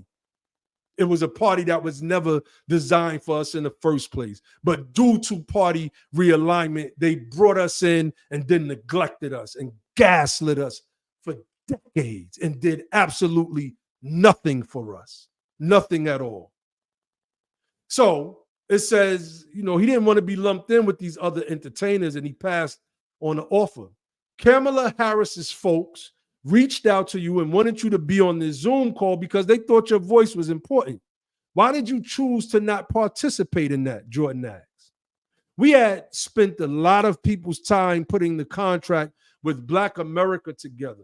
And I just thought that getting on a Zoom call with 12 other entertainers, all shooting what they believe needs to be done, to me, wasn't going to be productive, Cube said, and he's right. So you basically brought Cube onto this call so that he could, give me your ideas too, Cube. Charlamagne, you want to, I don't know who's, I'm just making up names. Charlamagne, what's your idea? Oh, man. Hey, Amanda Seals, what's your idea? Forced vasectomies for men, huh? But anyway, it's me trying to make a little joke there. But I'm just saying, fam. I'm just saying, man. It's proving the point that these people don't want to hear what we got to say. They didn't care about Ice Cube's contract with Black America.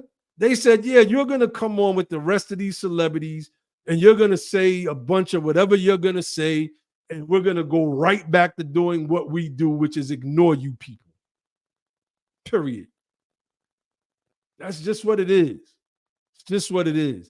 So I got on here today, fam, because I wanted to give an accounting to Kamala Harris and her history as a prosecutor, as the head attorney in the state of California, and senator, like, she never apologized. She targeted our men. She targeted our men, especially. She targeted she didn't just target our men, but she targeted our men because they needed free prison labor to put out California wildfires. This is a fact. They think about another contradictory statement. They talk about, Trump gonna put you back in chains. Trump is gonna put you back in chains. Yes, Matrice Richardson's family. I forgot all about that. I forgot all about that one, Roz. But think about it. Kamala Harris and the prosecutors up underneath her saw that a lot of innocent Black men went to jail. And even those that had crimes that did not deserve maximum sentences were given maximum. These were the critiques that came out of that office, given maximum sentences so they could go do labor, life endangering labor, like putting out California wildfires. This is what we are supposed to go vote for? While y'all are trying to tell us Trump is going to put us in chains? Boy, the more I talk, the more my political leaning is starting to go another way. I'm just keeping it official with y'all. Because everything that they said that the Republicans are going to do, I can point to the Democrats and say they've done, especially Kamala Harris. You locked up Black women in the state of California, especially that sister, I forget her name that fast, Cherie, somebody put it in the chat for me. Perp walked her. She submitted evidence as to why her daughter missed school. But the measure alone was draconian. We're going to, matter of fact, let's play the video. That's what we're going to do. Let's play the video. I regret is that I have now heard stories that where in some jurisdictions DAs have criminalized the parents. Right. And I regret that has happened, and that the thought that anything that I did could have led to that, because that certainly was not the intent. So I decided I was going to start prosecuting parents for truancy. Well, this was a little controversial in San Francisco. Give their parent the resources, hold the school districts accountable. Why aren't the school districts raising the alarm and putting all the resources possible into getting these kids to school every day? And as a result of our initiative, first of all, nobody went to jail.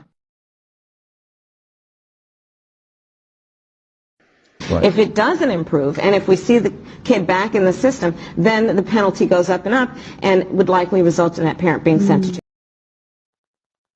Nobody went to jail.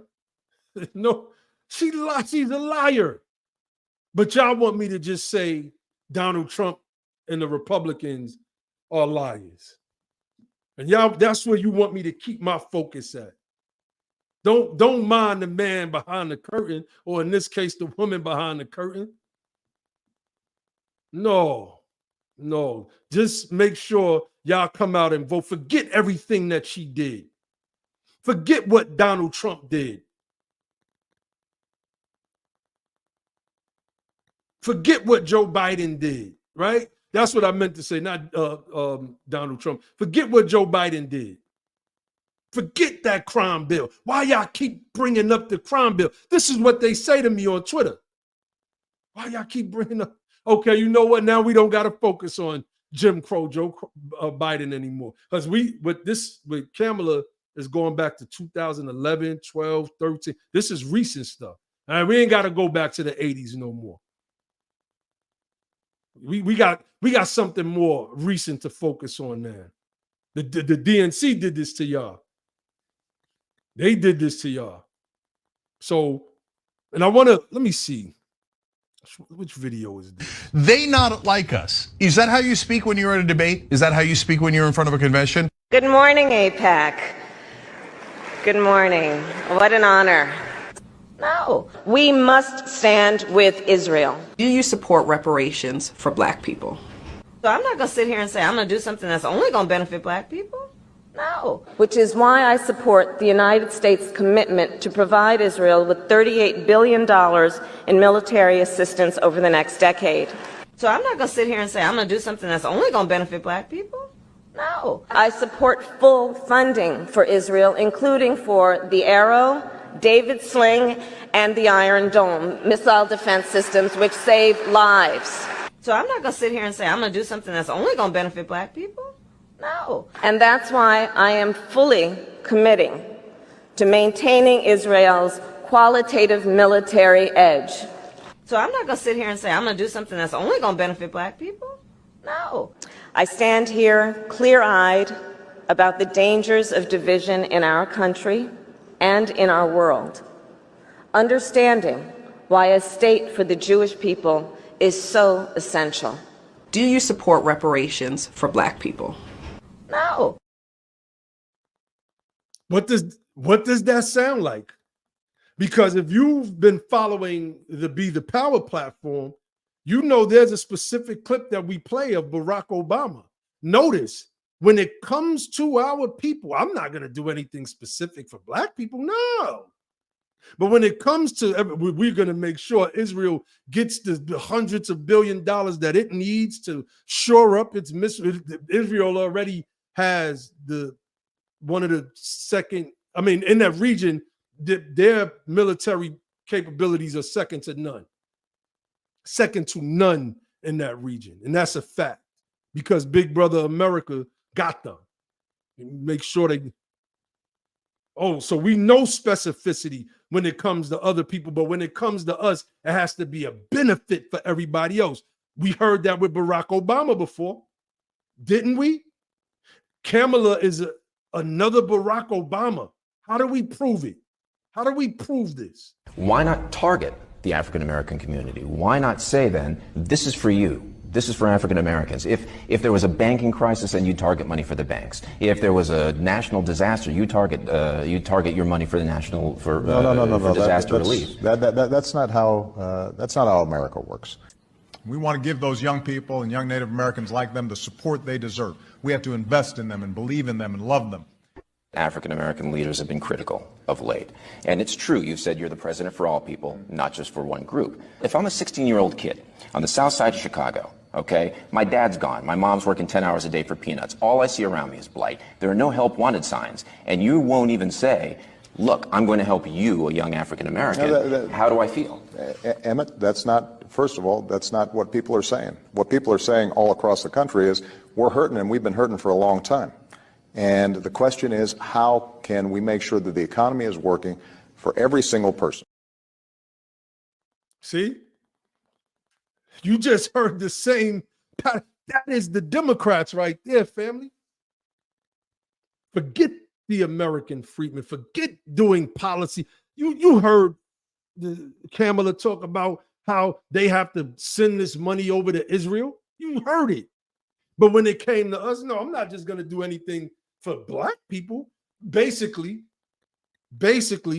with the screenshot that I showed earlier of that Denise Long person, trying to give this explanation that no, the policies that she's going to promote is going to help all people, including Black people. But you just heard that clip from Obama, and we could have spliced in DACA, right? The DACA, when it comes to other people, they know how to do specific policies. We have to invest in them. This is what he said of them young Native Americans. Well, what are you saying about us?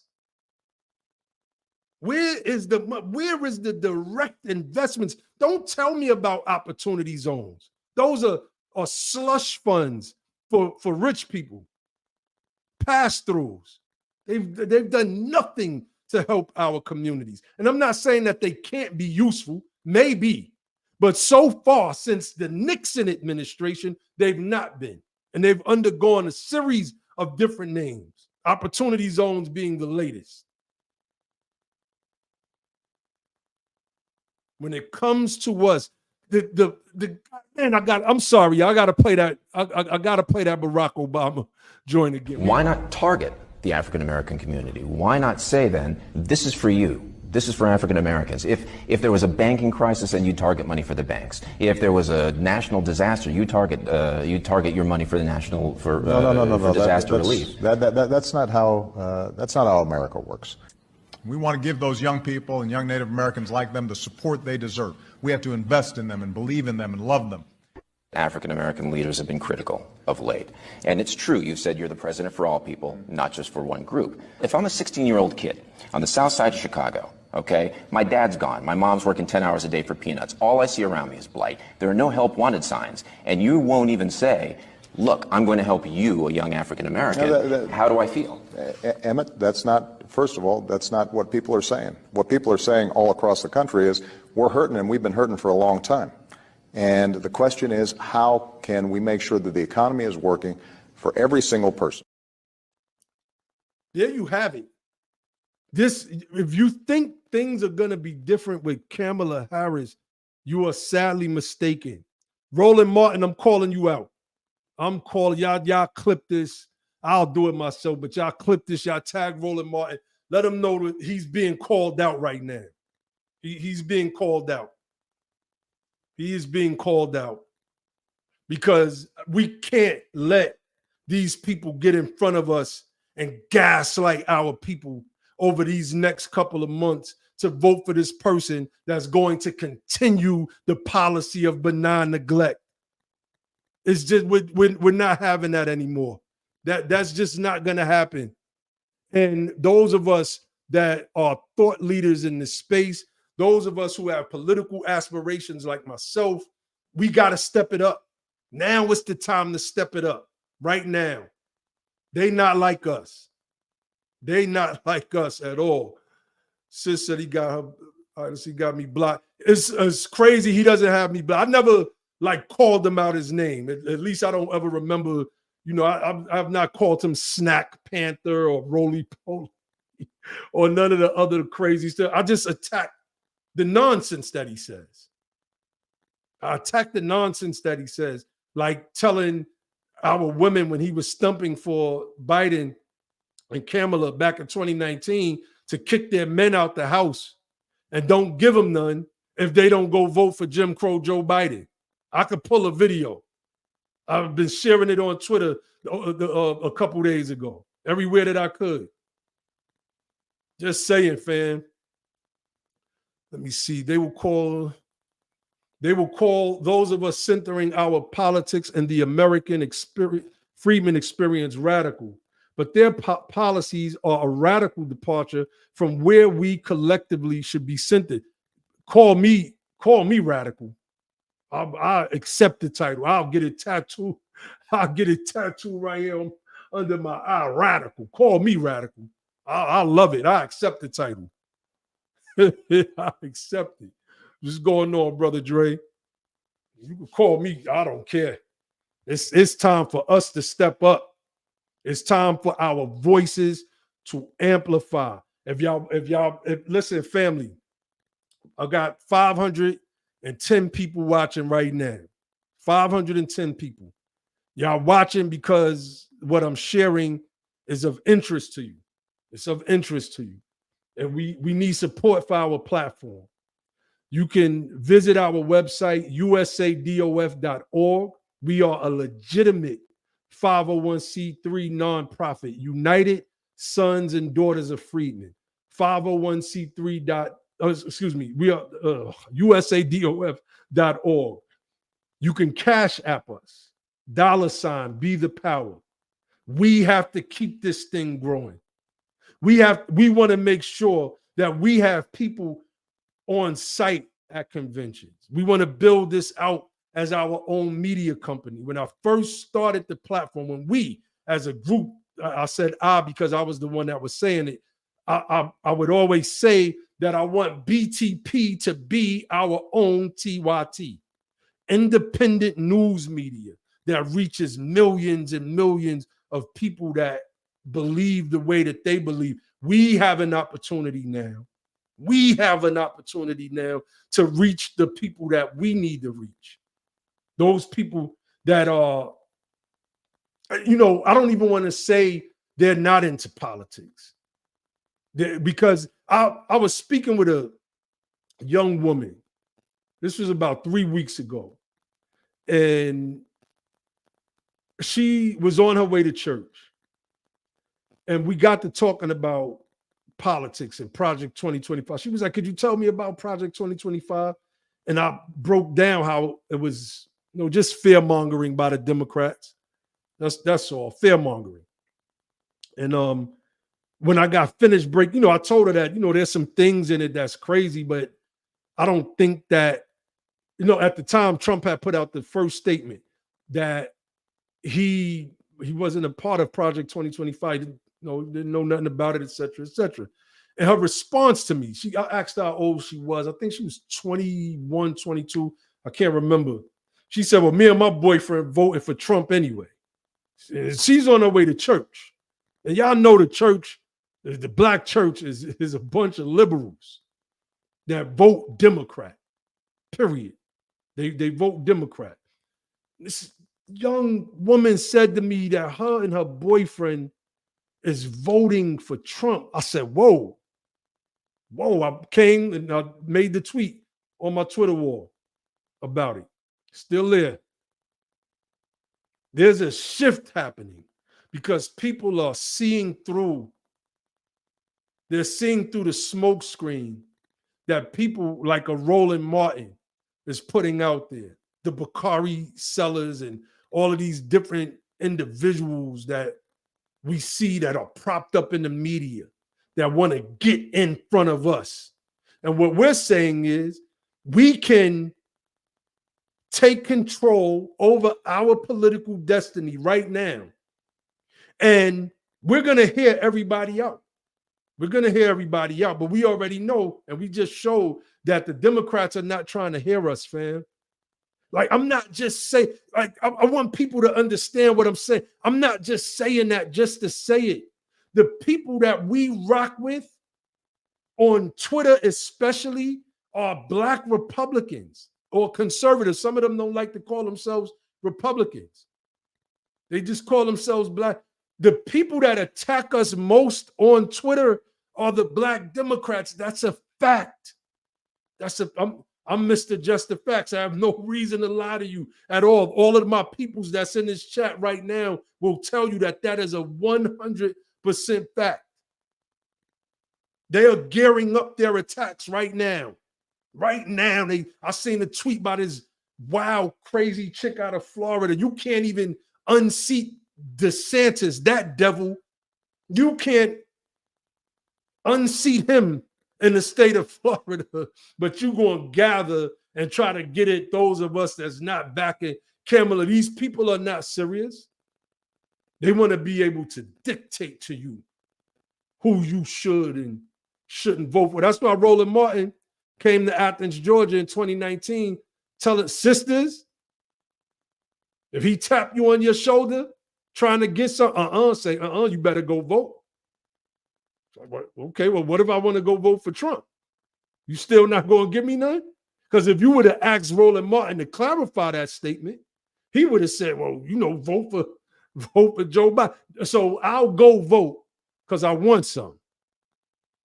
Baby, I want some. But I'm going to vote for Trump. I'm not going to vote for Biden. But you going to tell me no? Because you initially said I just had to go vote. Because Roland told you that. Fam, we can't do this no more. We can't do this no more. It's serious of us. What's going on, Black Seed? Yeah, that's who that is, Shutter Speed Gaming. I don't want to mention certain people on my platform. Not on this platform. We talk about them in the Twitter spaces. I mentioned one person, the Missandras, earlier, because she's on, and that's P. Denise Long, because she touts herself as a conservative. She stole all of our information and slapped her name on it, made it seem like she did all the research herself, and now she's Team Kamala. Now she's Team Kamala. Kamala is open border. Shutter Speed Gamer said, I'm voting for Trump. I like Agenda 47. You know, it's crazy. I still haven't looked at Agenda 47 yet. I still have not looked at it. I might do that tonight. Let me see. Okay. We trying to get that. Hey, Sister Roz, I know you got some connections in that D9 circle. And you know, that's another thing. Let me speak to the D9 thing real quick. Everybody that's in the D9 is not coons and sellouts. That's just false. That's false. People need to stop spreading that narrative. Do they have a lot of coons and sellouts in the D9? Yeah, they do. They got some in there, but not everybody that's D9 is on that nonsense, man. And we gotta learn how to separate the wheat from the tare. We gotta learn to separate the wheat from the tare. With that said, let's see if we could get some connections going and see if we can set this debate up. Hell, I'll pass on the debate. I'll let Marcel. I'll let Marcel have it. Marcel been cooking lately, man. And shout out to our brother Marcel. Y'all make sure y'all support his candidacy against Clyburn. This go around, we are gonna make an impact. We're gonna make an impact, and that's a fact. That's a fact. Like I said earlier, no more at least he tried videos. We're not doing none of that divisive stuff no more. We ain't doing none of that no more. That's over with. That's over with. It's like it's time for real leaders to step up. And ain't no real leader is going to take somebody that's running for office with a message that you also share. And then when they lose, go on your YouTube channel and make fun of them. That's not politically mature. That's political immaturity. And we've seen enough of that for the past couple years. And this is why they don't like the men of Be the Power, because we brought that political maturity and we brought masculinity. We brought manhood to a space that was dominated by feminine energy. And that's a fact. That's just a fact. And it rubbed people the wrong way. And we came into space trying to work with everybody. We didn't care about your sexual orientations or whatever proclivities you may have, et cetera, et cetera. We was like, yo, what's up? Let's get it. Let's get it. But some people didn't like our voices. It's like, these guys are, there's too much alpha energy coming from that BTP channel over there, man. I don't like that. I don't like that at all. So, fam, again, I'm trying to extend the conversation. I know Ibrahim was going to jump on, but I think he got a little busy. But we got 550 people watching right now. Again, I'm gonna keep y'all. This is a theme y'all gonna keep hearing me repeat as we want to grow the YouTube channel. Most of y'all are on Twitter. Come on over to the YouTube channel. Just click like. Be the Power is the YouTube channel. Subscribe. We're trying to grow this channel. Our message is important. Our message is important. I've been critical of Trump, Biden, Obama. I've been critical of everybody. The smoke is equal. But like my brother Logic always says, government is the game. Politics is the game and government is how it's played. Government is the game of politics. Government is the game and politics is how it's played. I think I'm saying that right. But we're not in the game. We're on the outside. And this is our introduction into the game. We've been watching the players. And now it's time for us to get into the game. It's time for us to organize. It's time for us to strategize. It's time for us to be the power, because that's the only way that we're going to make a change. We just laid out Kamala Harris's record on here, and I want everybody to go back and watch. I want everybody to go back and watch this video from the beginning. I want you to watch it. I want you to see that this person that they're telling us to get behind is not who they say that she is. She's a pariah. It has been such to our people. her policies have hurt our people. See, you can't make the like I would shut Roland Martin down easy. I would shut any one of them down easy. Show me the policies. If we're going to talk about Trump, show me the policies that have had a deleterious effect on my people, like the policies of Kamala Harris in the Bay Area and in California proper, and the Biden crime bill. Man, somebody, I don't know who put it in the chat, because when I'm on Dolo, it's hard for me to watch the chat and go in at the same time. But they were talking about how Biden's crime bill was adopted. Whoever put that in the chat, yeah, I don't know if that was Sister Shanna, I can't remember. But if you could put that in the chat again, about it was something about somebody adopting Jim Crow Joe Biden. Okay, Sister Shanna, can you put that back in the chat, please? I want to put that up on the screen. Support the platform, be the power.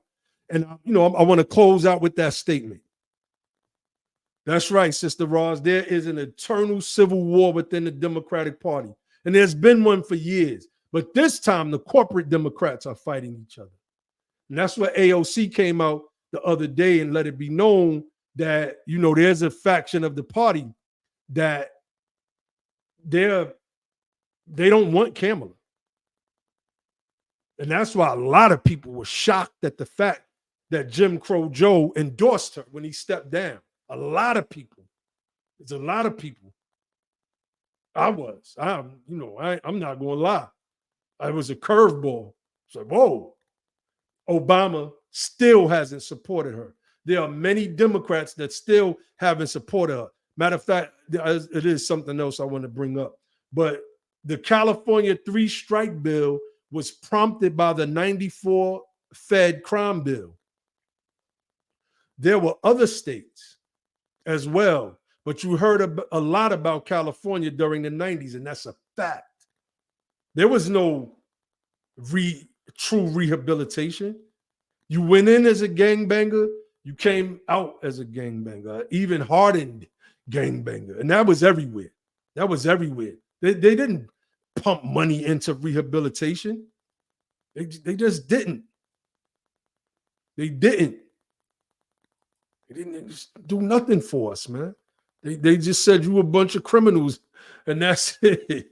Just lock them up and keep them locked up. Keep them locked up. Become a member of the channel. We have 570 live people, mostly on Twitter. Come on over, join the channel. Become a member of this channel. Help us grow this platform. Let's counter the narrative, because these people are on it right now. Let's pull this up. Let's pull this up. I want to show y'all something. That's right, sis. Most of those crimes were not violent crimes. Michelle Alexander broke that down in her book, The New Jim Crow. That's a fact. That's a fact.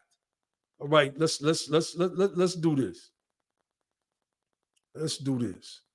So, Win with Black Women. This is the name of this group. It says, sometime after the announcement, Win with Black Women, a coalition of Black women leaders nationwide, planned an off-the-record conference call. The virtual gathering reached 44,000 participants, mostly Black women, who raised over $1.5 million during the meeting. During the meeting. I'm told that countless millions were raised after that meeting.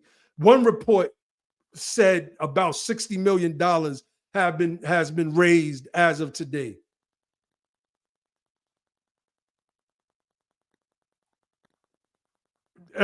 We have blueprints for everything. Success leaves clues. If they can organize like this, then we too have to organize to counter this, because they're only trying to protect themselves, and they're going to gaslight our women to do it. And we have to step in, and we have to and make sure that our sisters step up. We have to. We have to. We have to. In 2022, 16.6% of Black women in the United States lived in poverty, which is higher than the poverty rate for white non-Hispanic men. Black women are also more likely to pass poverty on to their children. This is what I mean when I say that these women are the elite Blacks. These are they who share in the top 10% of wealth that's solidified. They share in that, right? When you start breaking Black wealth down by deciles, you'll see that you have your rich, right, among us. And this is going to include all of the basketball players and entertainers, business moguls, the handful of them. They're all, and I mean the billionaires. Then there's, start moving down decile after decile. And I could be saying that it could be quintile. I could be off on that. I think quintile is the proper term. And that money, the wealth is concentrated in that 10%. You have your middle class, it starts to level. Then we start to go underwater.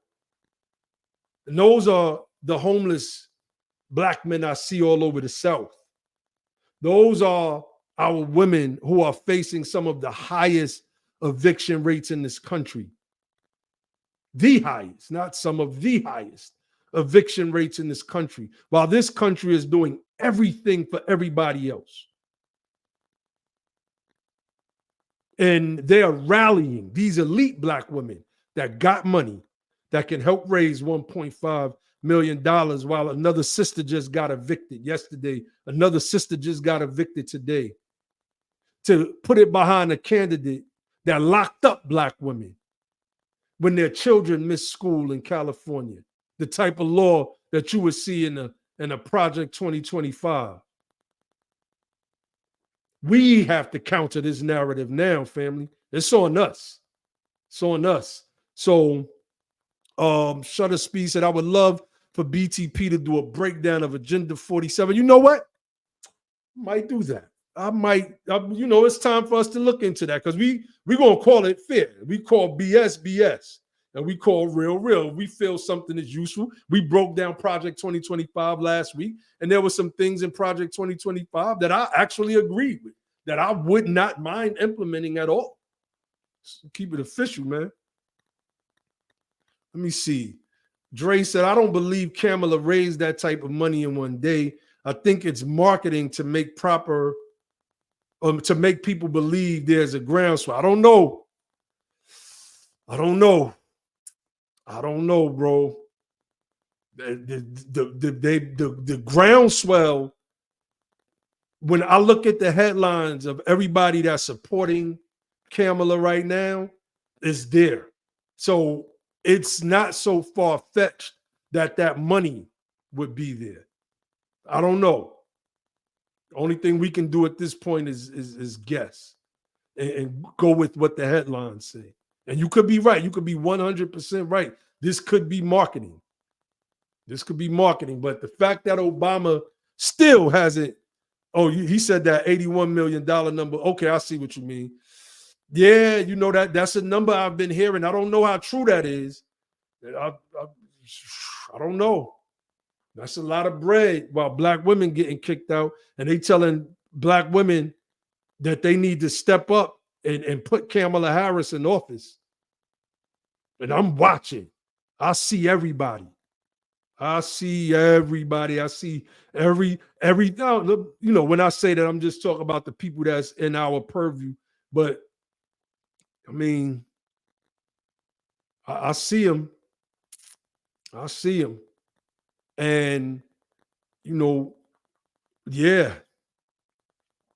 Let me see. Not pacing it, privatizing. Let me see. Nancy Navarro says, okay. I mean, mean, I'm just saying, fam. All right, I'm about to get up off of here, man. I've been on here for 2 hours. I had put the link in there. I was trying to see if somebody would jump on and share their thoughts, but I'm at the 2-hour mark.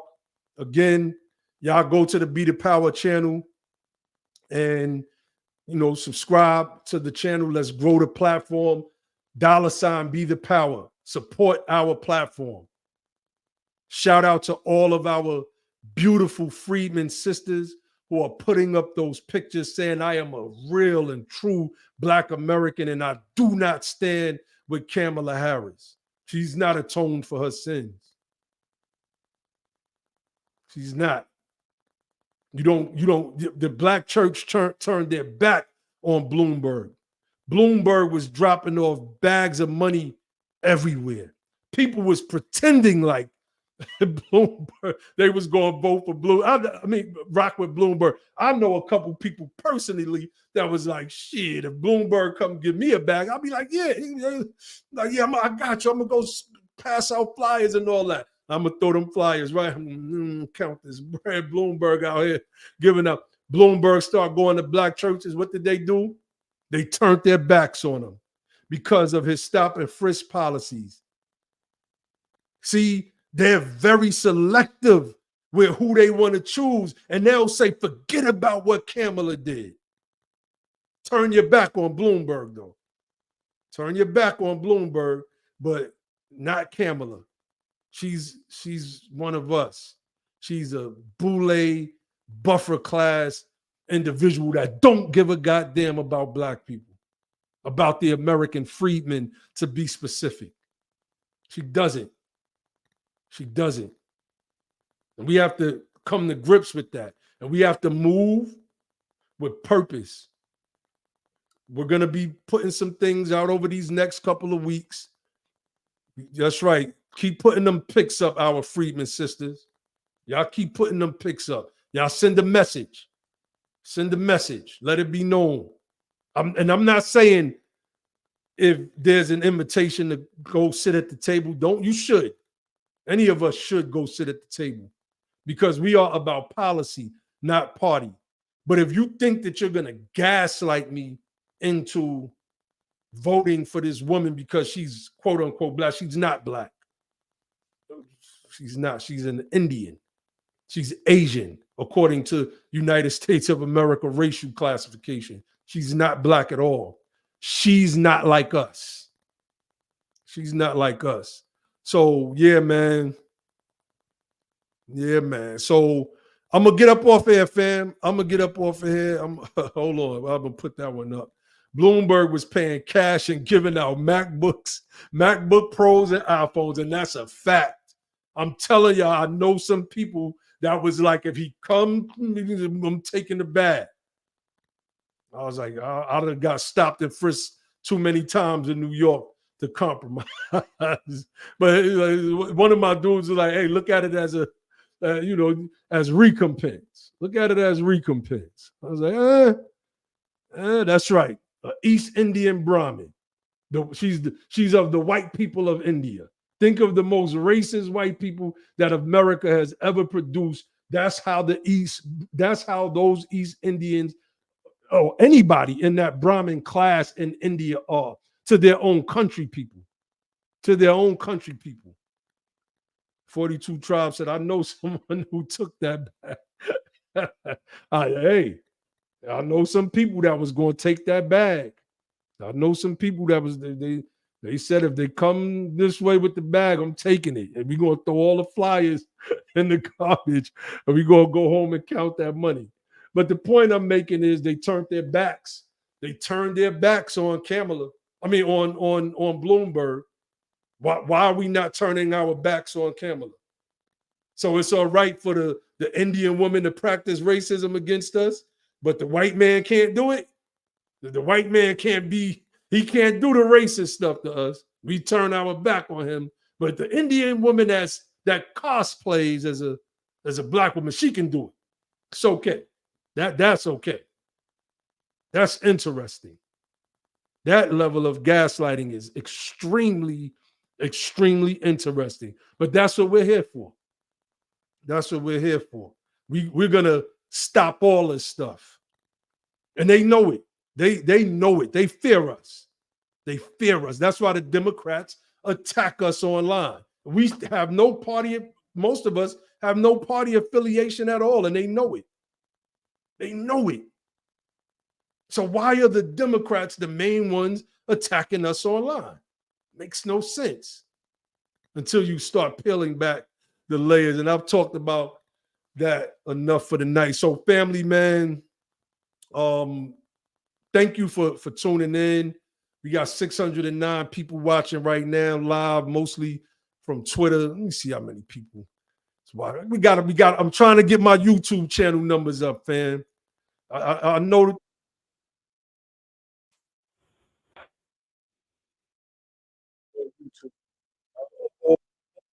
That's watching right now, watching from Twitter.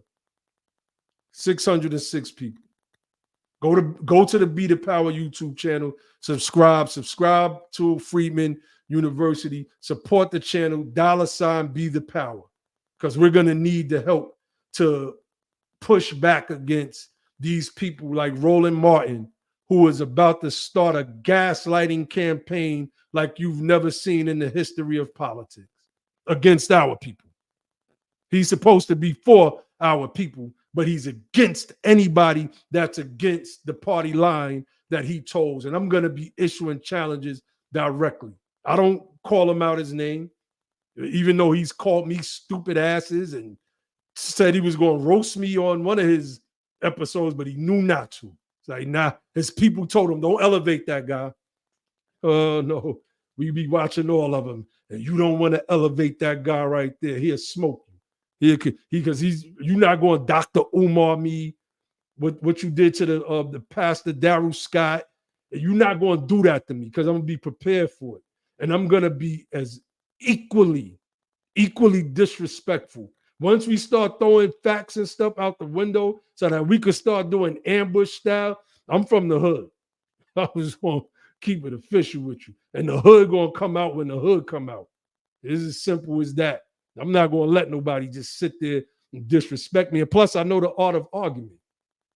So I know all the tactics. So none of it is going to work. So prepare. Family, prepare. We got a fight on our hands. And if the other candidate, and when I say the other candidate, I mean Trump, because we have to be policy first, wants to have that discussion, for those of you that's watching this platform, because I know some of you who watch this platform that know some of the people that rock with the guy, tell them we are open to having a discussion. We are definitely open to having that discussion. And we have a proposal already. It's already drafted up. We have our proposal already drafted up. We know exactly what we want. So with that said, family, I'm going to get up out of here, man. Thank you all for watching. Again, go to the YouTube channel, Be the Power, subscribe, hit that bell icon, join the channel, become a member of the channel. You know, let's flood Roland's posts with challenges to debate me. Or unblock Marcel and debate Marcel. Debate one of us. Either way, you're going to get smoked. Either way, you are going to get smoked. Let's go. Let's get it, man. Honors, Vince Jefferson. What's going on, man? Let me see. I'm going to try to go to that black woman for Kamala. Yeah, everybody should go. And if they start taking questions, I don't have to tell nobody in this movement what to ask, because y'all already know what to ask. I ain't got to say nothing. I ain't got to say nothing at all. So, yeah, y'all should go, man. Go to the meetings and start pressing them people. You ain't going to black girl magic this thing and then divide our families and have our men on one side and our women on the other side. It's just not going to happen. It's not going to happen at all. So, all right, fam, let me get up off air. I'll leave you all with the motto of our platform, which is don't just fight the power, become the power. And then and only then will you have the power to make a change. And with that, I say peace.